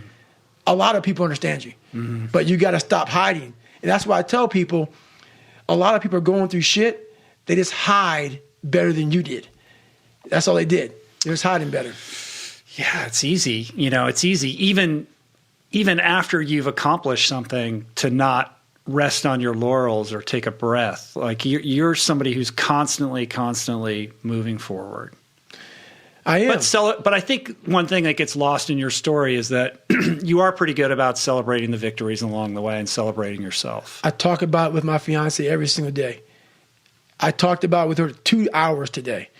I said, we are fucking grinding so hard that we are losing the vantage point of what we have accomplished today. We got podcast, interview, flying, do this, do that. I'm like, stop. It's just me and you in this mom and pop thing that we're doing. Look at where the fuck this book is at right now. It's crazy. Look how many people we're touching. Shut up and just fucking think for a second. Let's stop. Because all we did was talk about this and this. We got to keep. No, enjoy this for a second. We have to take time and realize what the fuck we've accomplished here. That's an evolution for you, man. Huge. But that's I realized, a very different David Goggins than even from a couple of years ago. Huge. Because you have to. What is it all about? I'm going to keep on grinding. That's not what I'm saying. What I am saying, though, is you have to respect what you've done.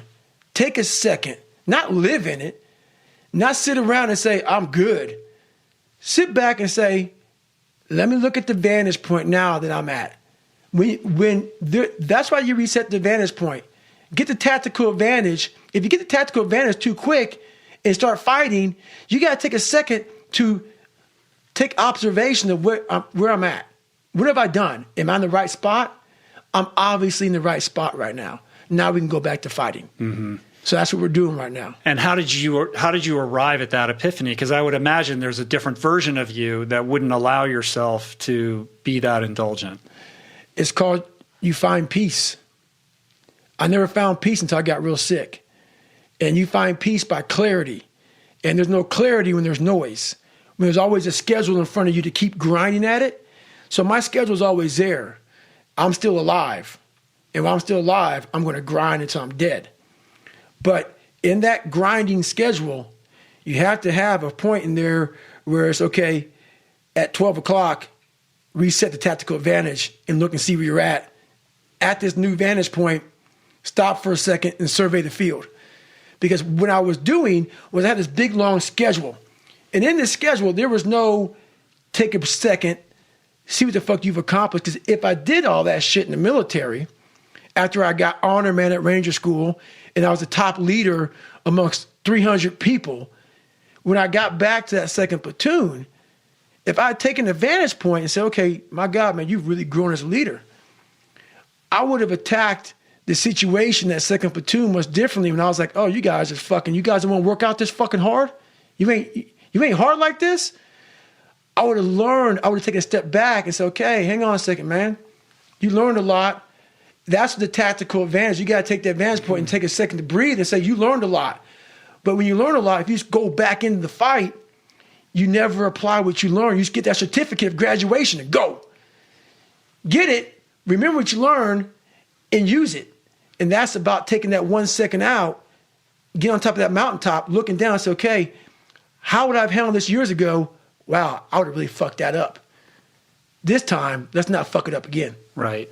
So that occurred not during the heart surgeries, but afterwards when your body was broken and you got into the stretching. Broken. Yeah. It was it's like when you go and somebody gives you a knot and they tie a lot versus tying a knot, they tie a lot. And they say, hey, can you undo this? That was the inside of my body. Mm-hmm. But it forced you to stop. It made me stop, yeah. Yeah. I could no longer go. Because otherwise you wouldn't have stopped. I would never realize what I realize now. No. Yeah. I've been gone, so it's man. this blessing, right? Yeah. Like, hey, man, we got to bench you because you need to reflect. The body will do that. The body will do that. The body will say, hey, man, you've done a good job. Now we're fucking done. Mm-hmm. And my body said, you're done. Right. So you have the heart surgeries. You make this return to ultras. I mean, dude, we've been talking for like an hour and a half. We haven't even talked about any of the ultra stuff. But, we talked about that last time, man. You go out, you're crushing it in all these races. Then you have the heart situation. You have 2 heart surgeries. Then you're back at it again. And then you hit this wall. Like you described this classic overtraining situation where you got back at it and you were training super duper hard. And then you showed up and you were just flat, right? Yeah. I started gaining weight overnight.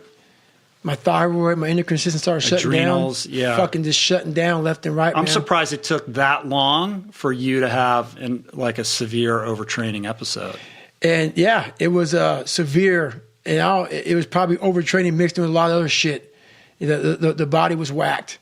It was whacked, man. And it just said, you're done. Go ahead, hang up your shoes, lay in the bed. It's time to die. And how long did that go on for?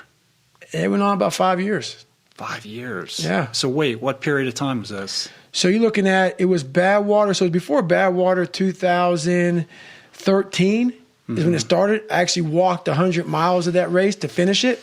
That was when I was crewing Dean that year. Yep. And you were right on our heels like most of the day. And if I walked that whole thing. If I was on Dean's heels, he was walking a lot himself. There was a lot of walking. So it was not a good year for him either. I walked that almost whole race.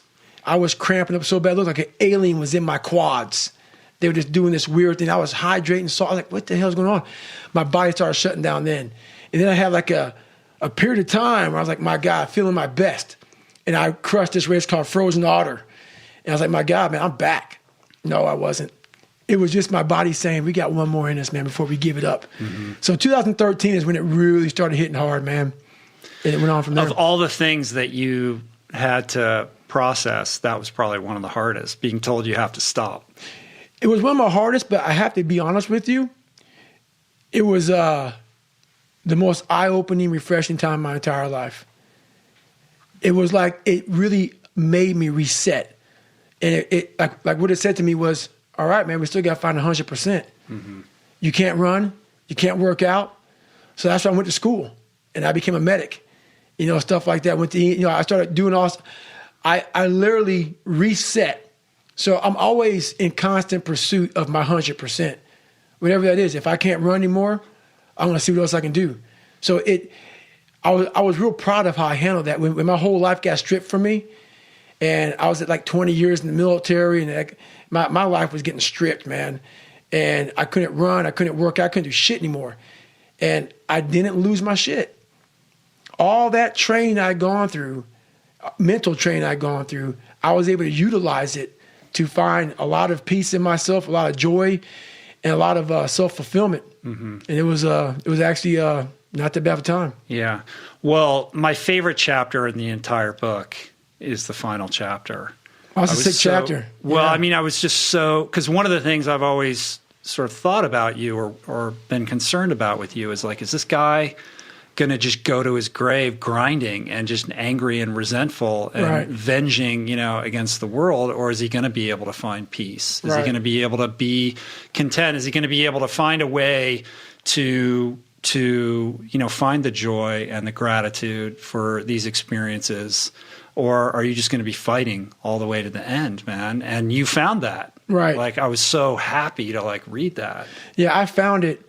But what's great about it is I found it, but I can still tap into it. Yeah. Was there a moment of thinking like, if I allow myself to experience joy and gratitude, then I'm not going to be able to be as hard, that I'm going to lose that edge that distinguishes me? No, that's not it at all. What it was I never felt that my entire life. You're almost taught that shit.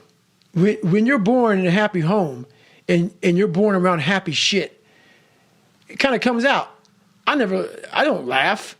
My dad beat the laughter out of me.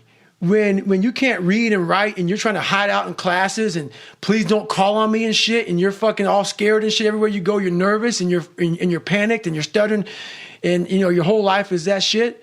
There's not joy in that shit. That becomes who you are no matter how much you change.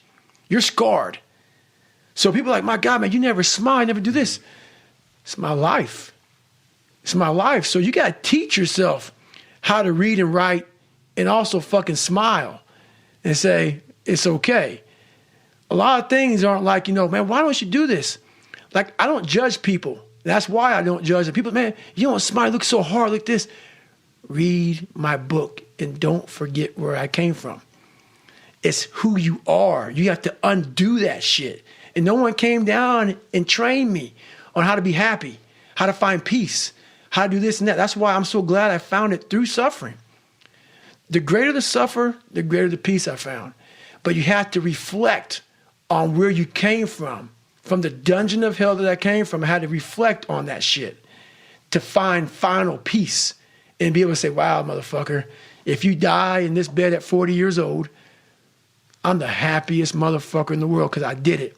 I pissed people off along the way. Some people don't like me, Merry Christmas, whatever. But you can finally look in the fucking mirror and you can cuss on damn rich roll shit and don't care what they say about you and be happy with it. The non-judgmental part is a lesson that you had to learn the hard way too, right? Big time. Yeah. Big time. I used to hate people not liking me. One of the hardest things in the world for me at a young age was, my God, I just want to fit in. I want to fit in. I want you to like me. So that's a horrible fucking place to be in life because you lose yourself. When you want to fit in with people so badly, normal fucking people, no better than you. You do whatever you can to fit in. And that's a bad place to be. You lose yourself in trying to create a character that other people will accept. And that's where I found a lot of joy, man. This is God. This is me. I speak in the third person. I'm fucked up. I got some shit going on. I'm still working on myself. Take it or leave it. You don't like me? Take a number and get in line, man. And does that involve like a spiritual perspective? Like, what does that look like for you? I am even though people may not believe it, because I cuss, which is hilarious, I believe in God big time. I've had this voice in my head since I was a young kid. So what trained me was that voice. And I'm not going to go God on you right now because I don't care if people believe in God or not. That's not my place. I'm not here to judge you. You have your own life and your own things to deal with. This voice in my head guided me to the spot where I'm at today. And if you don't believe that you're here for a reason, your life will seriously hurt. And I start looking at my life and all the shit I went through as God put me, God, whatever you believe in, put me here to go through this. And now I see all the hundreds of thousands of lives I'm changing by the hell I went through. There's a lot of power in that. So my purpose as I started going through this journey, instead of looking at like, woe is me, God, man, why the fuck, man, why? I started looking at it as, it's the perfect training ground. You knew exactly what you were doing. You knew exactly what the fuck you were doing, obviously. You put me in every situation possible to tell a story that needed to be told. Yeah, looking back, it's like every domino is lined up perfectly to create the person that I'm sitting across from right now. And also, you took advantage, you leveraged all of those opportunities to be that best version of yourself. Mm-hmm. I did. As afraid of that, I mean, it was a very scary road. A guy who was afraid of a lot of things, to then find power in fear, to find power in overcoming fear. And to get to where I'm at today where there's very few things I'm really afraid of because I know how to control it. I know how to manage it. I know how to work it to my advantage now. It's something else, man. So I really challenge people to really do a live autopsy on your brain. And the reason why I talk about my childhood so much in this, because I don't want you to put a title on me. Because once you title me as a freak, you now put yourself in a position where you can be very comfortable in saying, it's just not possible for me. Yeah, that's so important because you have done so many crazy things. It's very easy to just say, well, he's a crazy outlier. That's it. That's it. He's that guy. He's that special guy. Nope. And that's the thing that makes me so pissed off in this world, man. The only thing that gets me mad nowadays is that so many people die with untapped potential because they think that someone else is fucking better than them. And they were born, not with the greatest tools. You don't need shit. You need the ability to fucking grind your ass into a fine fucking powder. And when you're in that fine powder, find a way to build that motherfucker back up repeatedly. And it's possible. Yeah. For you, what I love is that you go out on these crazy training excursions and it's just a pair of running shoes and shorts. Alone. That's it, man. You don't have any crazy gear. Nope. Any sponsored bullshit or anything like that. Nope. It's just at its most purest form. I found a lot in that, man. Always. It has to be pure, man. Like, I don't want people, like, the reason I don't post, hey, post what you're doing today. No, man, this is my time. I want you fucking know what I'm doing today. This is my time. This is my growth factor. But man. I think it creates a lot of demand because when you do drop that bomb once a week or whatever I'll is, drop that something video, on you. it's I'll like, let you know holy what's shit. up. I'll look at it and I'll be like, damn, man, that thing's got like 200,000 views. You posted it like an hour ago. Hey, man, I'll let somebody know what's going on every now and then. It's all about giving back and training. But I'm still learning. I'm not Yoda yet. What do you still need to learn? And what are you still afraid of? Honestly, my biggest fear to this day is, and I say it a lot, and it's going to heaven and being judged by God. And, God has, I believe that God knows everything about you. From the time you're born, when you're going to be born, when you're going to die, when you're going to graduate, buzz, whatever's going to happen to you, he knows all this shit. Some people never do what God knows you're capable of doing because we have choices. My biggest fear in life was to get to heaven and God look at me as I'm being judged. And I was some fat 300-pound guy like I used to be that still sprayed for cockroaches. That's okay. It's what you want to do. I didn't want to do that. And I made $1,000, a month. And I got to heaven and God laid out this chart in front of me. And he said, hey, man, look at this chart. And it had my name on top and all this amazing shit. And I'm like, that's not me, man. He goes, that's who you were supposed to be. My biggest fear in life is that one day if I ever get judged by something, someone, some energy force, that I go up there and I failed the mission. Whatever force up there thought I was supposed to be some badass and I went up there underachieved. I want that force up there that knows everything to be writing as I'm living and saying, I had no fucking idea he even had this in him. Mm. So I want to just be the best I fucking can. And a lot of people say that. I truly mean that. And what is it that you have to learn? I still have to learn me. I still feel there's times where as a human being, I'm a human. And you still fall back in these ruts of life where you think that you had a permanent fix because I've done all that. Nothing's a permanent fix, man. That's why I grind every day because nothing is permanent. Are you training for anything right now? I'm signed up for the Hurt 100. Oh, you are? I actually got in it. And my schedule is so fucking packed, but I'm hoping I have like literally a one day, I can go out there, run the race and fly back. So when is that? When is the race? It is, I think, the 17th or 18th or 19th. It's in that. It's that weekend right in there. That's a rare return to a race. I mean, other than Badwater, I've done that race 3 times already. Yeah. You've done Hurt 3 times. 3 times. Oh, you have. Okay. Yeah, I've done 3 times, and I haven't done a 100-mile race since that Badwater 2013. I've done several ultras, but that 100-mile distance, my body just wasn't not there. It's there now. But now my schedule's so busy, but it's almost time, man. Right. But I feel like Badwater's your shit. It That's is. the one that stands out amongst everything as the thing you're always trying to master. And what's funny about that, I'm just now getting to the point now where I'm going to be real dangerous next time I go out there. Well, listen, man, you're 43 now, right? 43. You're prime. I am. You know? This is the prime of my life. This is my prime ultra running life. 43 was my best year. Was it? Yeah, I mean, you're ready to uncoil, man, I think. I believe so. Yeah. I don't want to The biggest divulge. challenge for you now is that your life is so big. And that's the thing, man. I used to be this can't be a underground. monk. Nah. And the monk is what gave me my strength. I was an underground, much quiet, so much quiet in my life. I silenced all the noise out. You're that guy in the corner with the hoodie on. That's me, man. Yeah. That's me. That's Dangerous. Dangerous motherfucker. Try to, man. So we can expect another Badwater appearance. Oh, for sure. Yeah. For sure. That this will not end. This will not end without that motherfucker right there. Yeah. Well, I want to pivot a little bit and talk about the takeaways here for the reader. I mean, we talked about the accountability mirror a little bit. We talked about visualization and taking souls.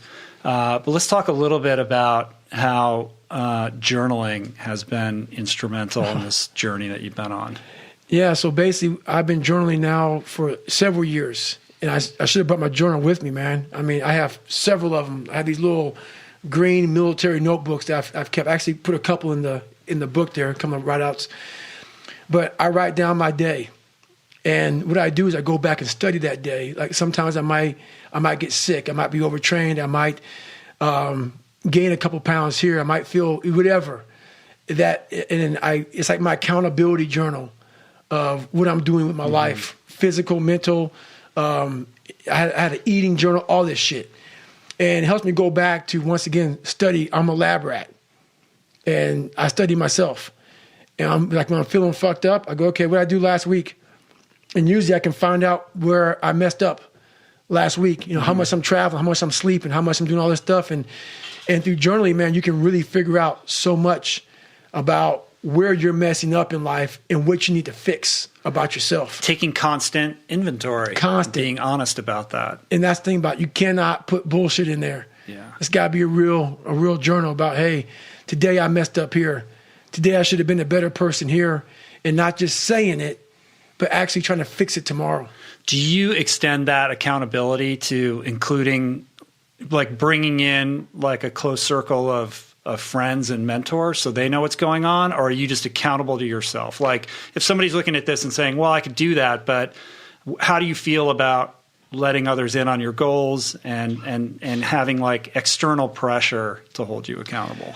No, there's no external pressure. That's you don't need it. No, you know what I mean. But I think other people. Oh yeah, it's important to have circles. It's important to have like I talk about, man, like that big rabbit hole of bad people that you want to get away from. Like if you're a drunk and you want to stop drinking, you got to get away from those people. You want to build this nucleus around you of people who are saying it's not okay to sleep in today. We got to get after it. Hey, let me see your journal. You're supposed to be running 5 miles today. You only ran 3. You got to have those people. Some people need those people. And it's important. But you want to get to the point in your life, it's real important that you hold yourself accountable and those people start to fade away because you now got it. You want to be that person because they're not always going to be there to hold your hand. Talk to me about the cookie jar. One of the most powerful weapons I have, man, is a cookie jar. In times of need, even the hardest person forgets how badass they are. So I've been through a lot of shit in my life. When you're going through a hard time right now, you forget all the hard shit you endured. So the cookie jar is a reminder that, oh, I can get through this hard time right now, but you got to take a second or two to reach into the mental cookie jar. Let's say it's a fortune cookie. But in my mind, my mom used to buy these cookies, in the cookie jar, and it was an Oreo, Chips Ahoy, whatever. That's where I got the cookie jar from. But you got to open up and say, okay, man, I was in 3 hell weeks, and I got through 2 of them. I was in Ranger School. I endured being called nigger. I saw these beatings. My mom's soon-to-be husband got murdered. I saw all these things. I saw a little kid's head get ran over. All these things I endured alone. I had to remind myself of the strength and the power that I have, that it's in me. It's just a reminder of how badass you are in hard times, because we just forget that bad time consumes our mind, and we forget who we are. Torching complacency. You have to do that every day, man. A lot of us are you become complacent. You become very civilized in life. The worst thing that can happen to a person is you become civilized. When you get to that point where you believe that you've arrived, my God, man, I'm up there near Michelle Obama on my book. I've done it, man. I'm good. You can coast. I'm good. You don't man. have to do her. I ain't got to do her. You played your man card. The fuck I'm doing? I don't have to be a wildland firefighter, man. I retired from the military. I ain't got to go out there and dig fire line for 3 miles. I'm 43, man. I've done it. You should just be flying first class everywhere and doing speeches and getting paid crazy cash. And laying in a hotel, kicking it, man. And that's exactly when it's over. That mindset right there, to me, is death. I'm not saying you can go as hard as you did when you were 20 or now at 43, but there's a new bar that you must always set in your life. And once you become complacent and you become civilized, you've arrived, you're no good for anybody. Man. And how do you keep that bar high when most challenges now, I would imagine, seem trivial compared to what you've endured? They are. I go back to the sewer, and the sewer is that $7 a month place I once lived in as a young kid. So even though... Mentally, and I always talk about it. I'm always paying rent in that $7 a month place where I grew up, in that nasty little place I grew up in. I remember it. I remember like it was yesterday, and I'm glad I do. I never want to forget the dungeon of where I come from. Even though it's real spooky and it's scary and there's no lights on in there and there's cobwebs and some creepy motherfuckers in there, some demons, all those motherfuckers in there made me Goggins, made me who I am today. That's where the strength came from. You got to go back to the beginning, to the fundamentals of life, to the very fundamentals of where it all, like playing basketball. You got to go back to the fundamentals. You can't always just stay up here. You got to go back to scratch. And that's how you get better. The challenge becomes staying in tune with that. That's right. You know what I mean? Because life's getting better and easier for you and bigger, and there's more demands on your time, and like people are throwing really cool, fun shit at you. I'm always going to ask my fiance, my conversation on a weekly basis is I cannot get away from who the fuck I am. Who I am is who I'm proud of. I'm very proud of the hardworking, calloused hands, calloused mind, human being that I literally made this person with a lot of help from above, a lot of guidance from saying you're going to go left when you should go right, that horrible voice that wouldn't let me get away from myself and hide forever. I listened to it. And the only way you can set the example is you have to always be willing to work. I don't follow people who talk about what they used to do in life. I don't give a fuck what you used to do. I don't care that, you used to be the best mother. I don't care. What are you doing today? You may not be that person now, but what are you still doing to try to excel in life? And a lot of people now are talking. I hear so much talk. I don't hear a lot of work. I hear a lot of people telling you what you should be doing, how you should be doing it, how you should be fucking living. And I look at them and you're fat, you're out of shape, you look like shit, but you're telling a motherfucker how to live. No, man, I want to listen to you. There's so many people speaking this shit, and that's what bothered me a lot in the military. There's a lot of people talking shit. I don't see the real suffering behind it, behind what you're saying. That's why everybody said, man, you talk with so much passion because it's a real fucking place. It sucks to get up in the morning time. It was raining like cats and dogs. I want to get my shoes on and go run. But guess what? I got my shit on and ran. Yeah. Got that motherfucker on and ran. The big fear is the vision that's coming into my mind is Jake LaMotta at the end of Raging Bull when he's all fat and he's staring at himself and in his own lack of accountability mirror, right? Like drunk and talking about the good old days. Right. There are no good old days, man. There are no good old days. Yeah. You gotta go back and use it for strength, man. But it's where you're at now. I think the most one of the most powerful takeaways, challenges that you pose in the book is the schedule it in thing, man. Because the biggest thing that I hear, and I know you must hear constantly every single day, is like, I don't have time, man. You don't know my life. I got this, I got that, I got this. Yep. It's not going to happen for me. Right. What you don't have is you haven't prioritized your life correctly. We all have time. We all have time. What you've done wrong is that you didn't prioritize yourself. You didn't prioritize that, look, motherfucker, I got to get up and win this war today against myself. I need to look better. I need to feel better. I need to eat better. I need to prioritize time. Or I got to run 100 miles on broken feet. Or you got to do whatever it is. That's it. That's it, man. There's a lot of growth in that shit. So I like this idea of, taking this inventory tool and applying it to how you're spending your time throughout the day. I talk about this a lot, and you went into detail in this challenge about, look, man, if you actually write down how you're spending your time throughout the day over a 7-day period, you're gonna. I mean, it's crazy because I thought I was being pretty efficient with my time, and I've done this, and it's just amazing how much time is wasted that you're not even consciously aware. It's unreal how much time you waste during the day, and most of it is on these fucking computers, phones, Instagramming back and forth, whatever the fuck you call this shit nowadays, tweeting and texting and shit. We waste so much time on our little gadgets. It's unreal. And we talk about we have no time. If you really you have to take your day and write down this one day. Everything you do, write that down. And you're like, my God, I am wasting so much time on frivolous bullshit. It's not even funny. I mean, it will, if it doesn't infuriate you, it should. Because there's so much time. I can't get it in. Look at your schedule. You just wasted 7 hours today on bullshit. I mean, and you don't have an hour a day to try to get something in for yourself. I guarantee everybody can find an hour. Then it becomes about willingness. Yeah. Because most people they're not willing to get up that early or to make those sacrifices required. So it's a function of how badly do you want to change your life, and what are you willing to endure to craft that life that you aspire to have, or do you just want to talk about it? Yeah, I mean it's fucking miserable. It is miserable. I mean, to get up every day or 5 days a week, whatever, when it's snowing, shiny, not shiny, not comfortable, and to go in the gym and work out when you don't want to go to the gym, it is not fun.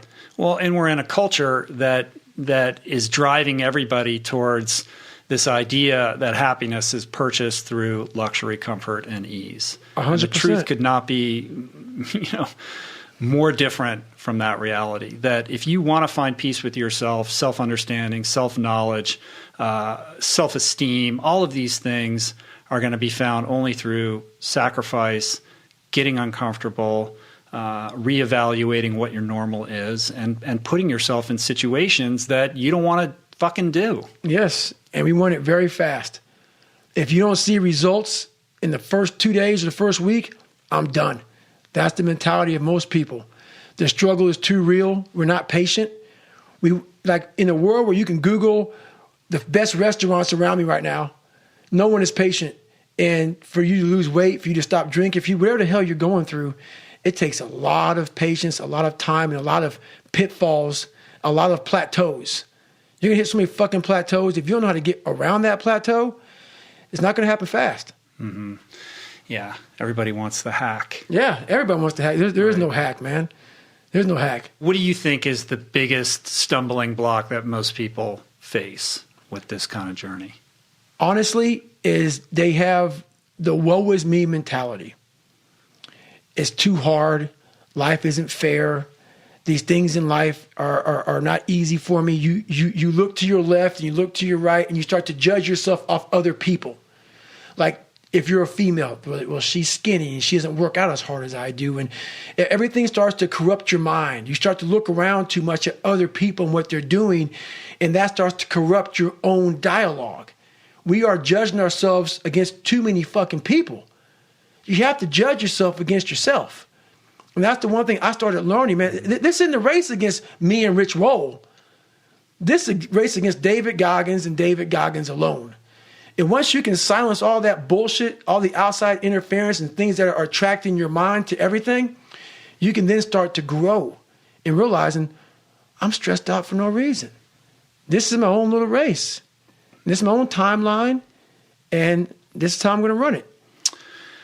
I think that so many people are so disconnected from themselves. They're operating on autopilot. They're reacting to their environment that even when given the opportunity to set a goal for themselves, they generally don't set the right goal. Right. Because they don't know what the fuck they're doing. Because they don't even know who they are fundamentally. That's the big thing, man. And that's why it was important for me to finally realize, stop being all these fake people I used to be. Stop being afraid. There was no growth until I cut myself down to nothing, to the person I really was, the real human being. And once I found out who I really was, that's when I started growing. I was trying to build on top of a lied, fucked up foundation. You can't build a house on a fucked up foundation. So I had to get down to the actual mineral soil of who I was. And that's when you can start real growth. And what is the role that suffering plays in that, or the willingness to suffer? It starts to peel all those layers away, all those artificial layers away. If you're willing to suffer and go back in the grind, that internal dialogue you have with yourself when you're in misery and you're uncomfortable, it's a real, scary, unfiltered, no lying dialogue between you and yourself. And people know exactly what the fuck I'm talking about when you're in a bad spot in life and your mind is saying all kind of shit. That's who you really are.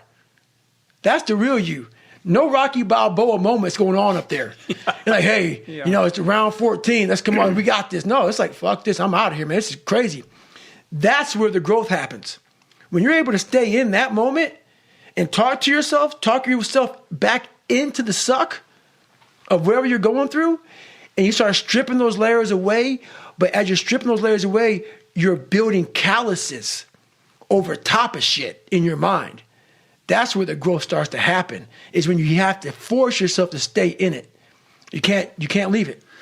That's why ultras are such a great vehicle for self-exploration. And 100%. That's why you see all of these cultures over the millennia that you talk about in your book who use running as a means of self-exploration and a path to enlightenment, because you can't bullshit yourself. When you're it strips you down to who you are, and you are confronted with the truth of yourself and your reality, and you're forced to wrestle with that in a way where there's no escape hatch. No. Like that first 100-mile race I've talked about several times, where I lost everything. Still the hardest physical thing you've ever done, right? Yes, physically and mentally, because like you just said, I was unprepared for that race. No training. You should just recap it. Like zero training, running 100 miles so that you could impress Chris Kosman. Well, to get in the bad water, pretty much, right? It wasn't about impressing that guy by any means. Well, you needed him to sign off. I needed to sign off on it. And it was like 3 days later, I'm in a 100-mile race, no training at all. And when you do that, it is stupid. But what it does, if you're not going to quit it, like you just talked about, it breaks you down to nothing. You are suffering so badly mentally and physically that all of these demons are coming up. And you're trying to find answers, and you're trying to find answers. It was like living 19 hours. It's like 5 years I put into 19 hours of highs and lows and pitfalls and seeing the sun come up. And it was like, my God, I lived 5 years in 19 hours. It was unbelievable. It was unbelievable. So do you find yourself chasing that now with every ultra challenge? No, because once you realize what you get from ultra, what you get from life, I can apply that now just by sitting here with you. You know, those tools now, I don't need to go out, even though I still do it, and go out and hammer. The hammering part is like, you know, it's like a purging of the soul. And you go out there and hammer out there. Yeah, you got to do that every once in a while. You got to hammer, man. You got to get after it. But now I figured out so many different ways and so many different tools through all of the journeys I've been through just growing up, man. Just being mature, you know, just being really mature, and not holding on to hate. You know, really just letting all that shit go, man, and starting from scratch, and let's go forward. How do you let it go? I don't think enough about people that have wronged me, or situations that have wronged me, because once you've come to a place where you are really happy with who you are in life, no one fucks with you anymore.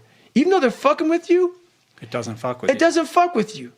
You know, like all these, I used to be so hurt by everything in the military, and if someone did something or said something, like, man, I have overcome so much shit.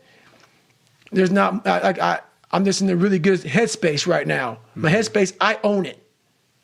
A lot of people own other people's headspace. I own my own shit now.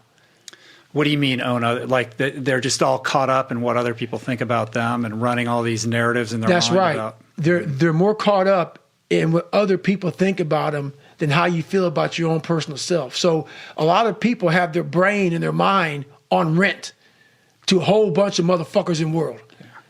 I am paying rent on my own shit.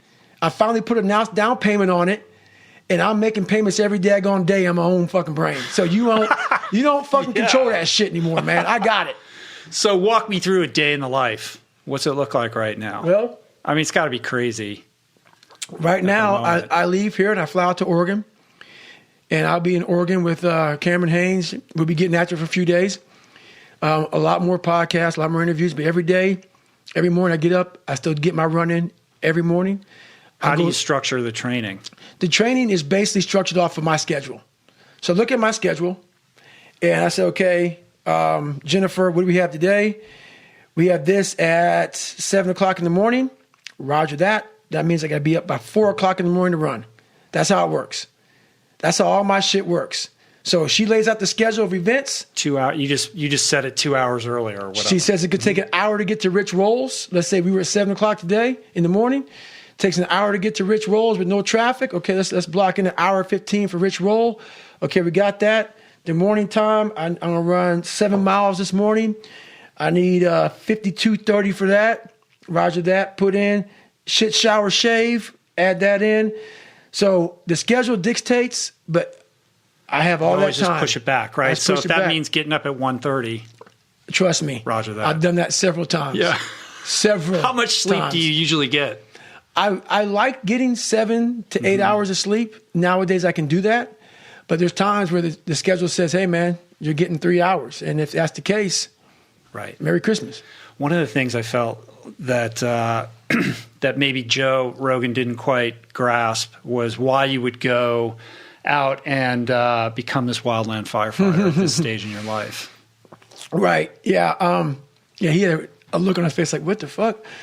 That's once again going back to the roots, going back to who I am, how I became who I am today. And it comes back from hard work.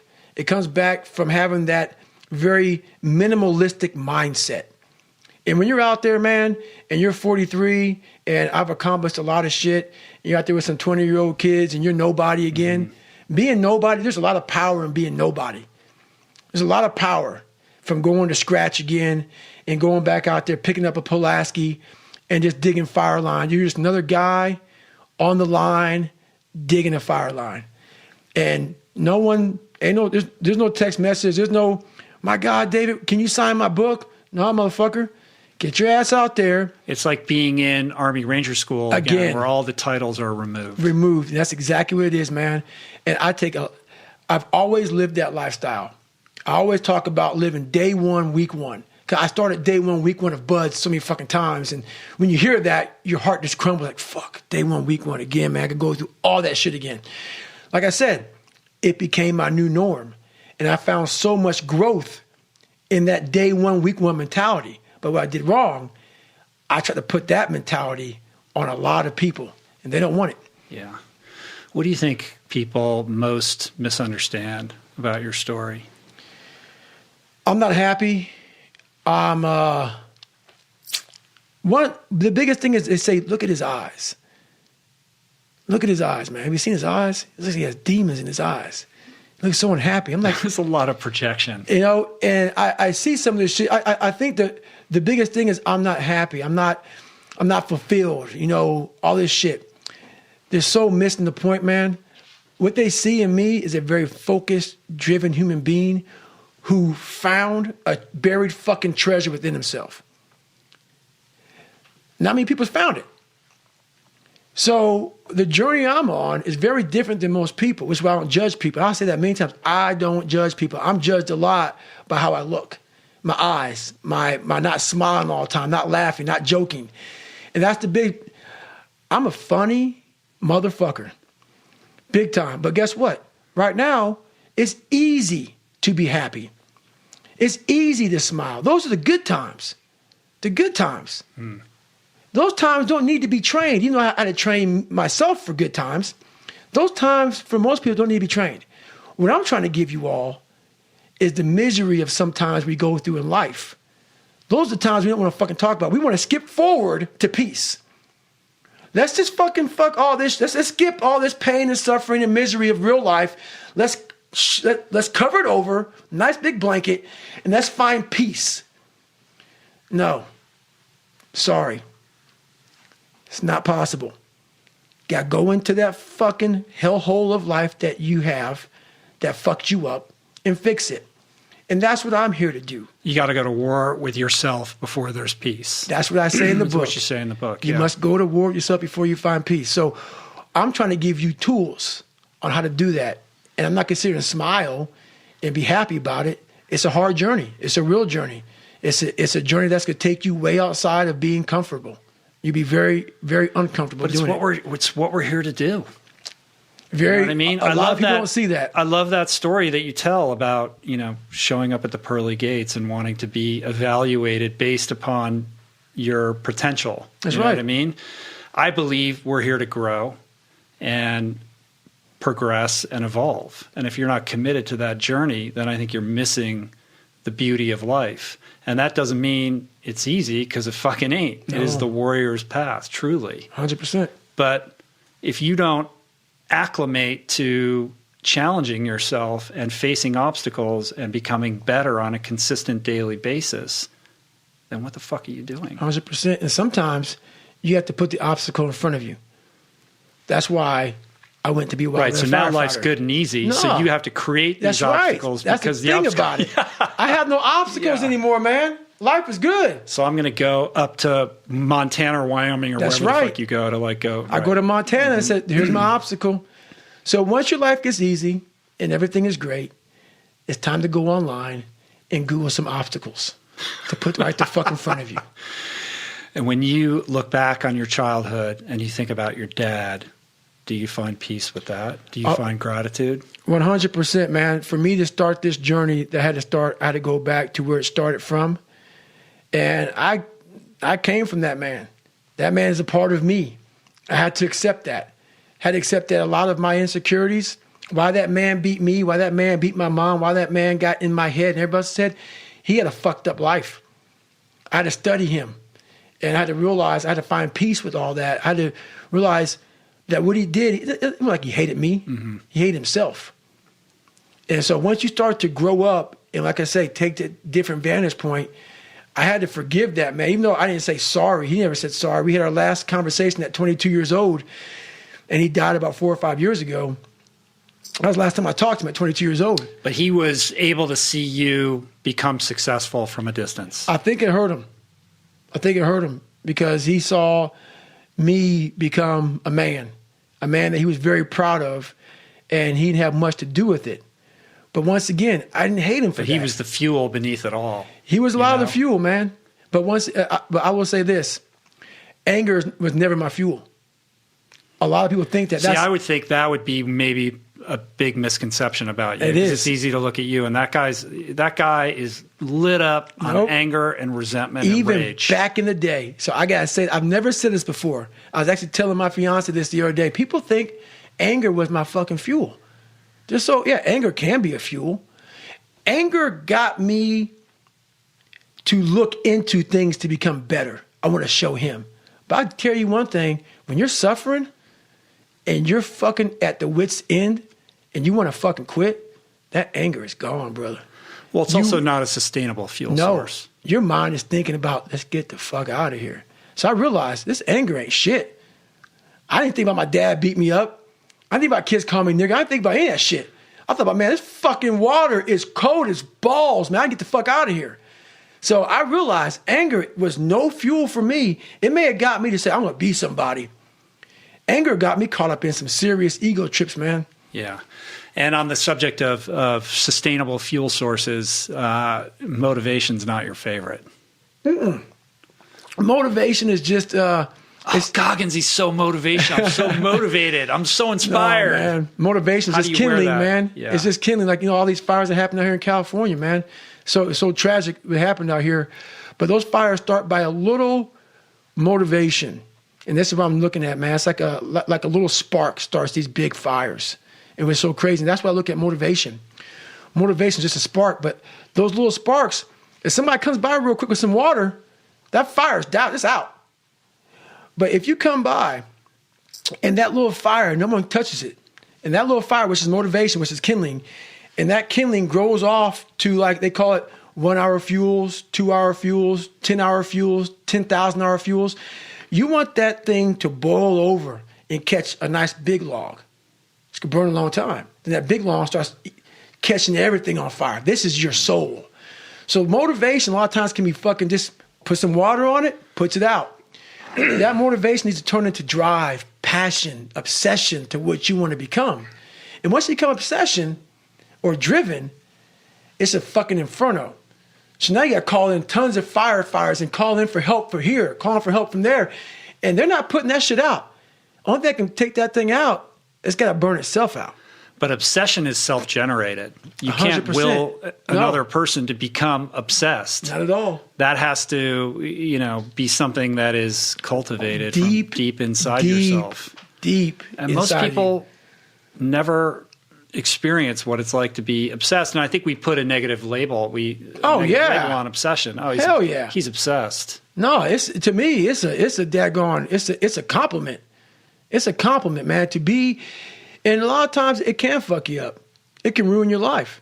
You can be obsessed, but I'll tell you one thing. If you want to be great, you want to be the baddest motherfucker ever at what you do, you could be misunderstood by everybody because you're going to be so fucking obsessed and so driven to get there. That's what it takes. That's the truth. It takes every second of your fucking life. Anybody says balance? Yeah, balance is important for a lot of fucking people. It is. But if you want to fucking go to that edge where people do not like you, don't understand you, question everything you fucking do, you've arrived. When you are misunderstood to the point where fucking people think you're psycho and you're nuts and you're this and that, why are you in the fucking gym at 1 o'clock in the fucking morning? You just got to doing an op for fucking 13, 14 hours after Ranger School, man, at the gym. What is wrong? You will never understand what is wrong with me. And that's why I'm so fucking glad you don't, because I'm in the right fucking spot. When people don't understand you anymore, you're in that spot of obsession and drive where people are like, what the fuck is wrong with this guy? I don't want to talk to you, man, because you're not going to get it. You're not going to get it. Boom. Don't want you to get it. Yeah. Don't want you to get it. Yeah, it's powerful, man.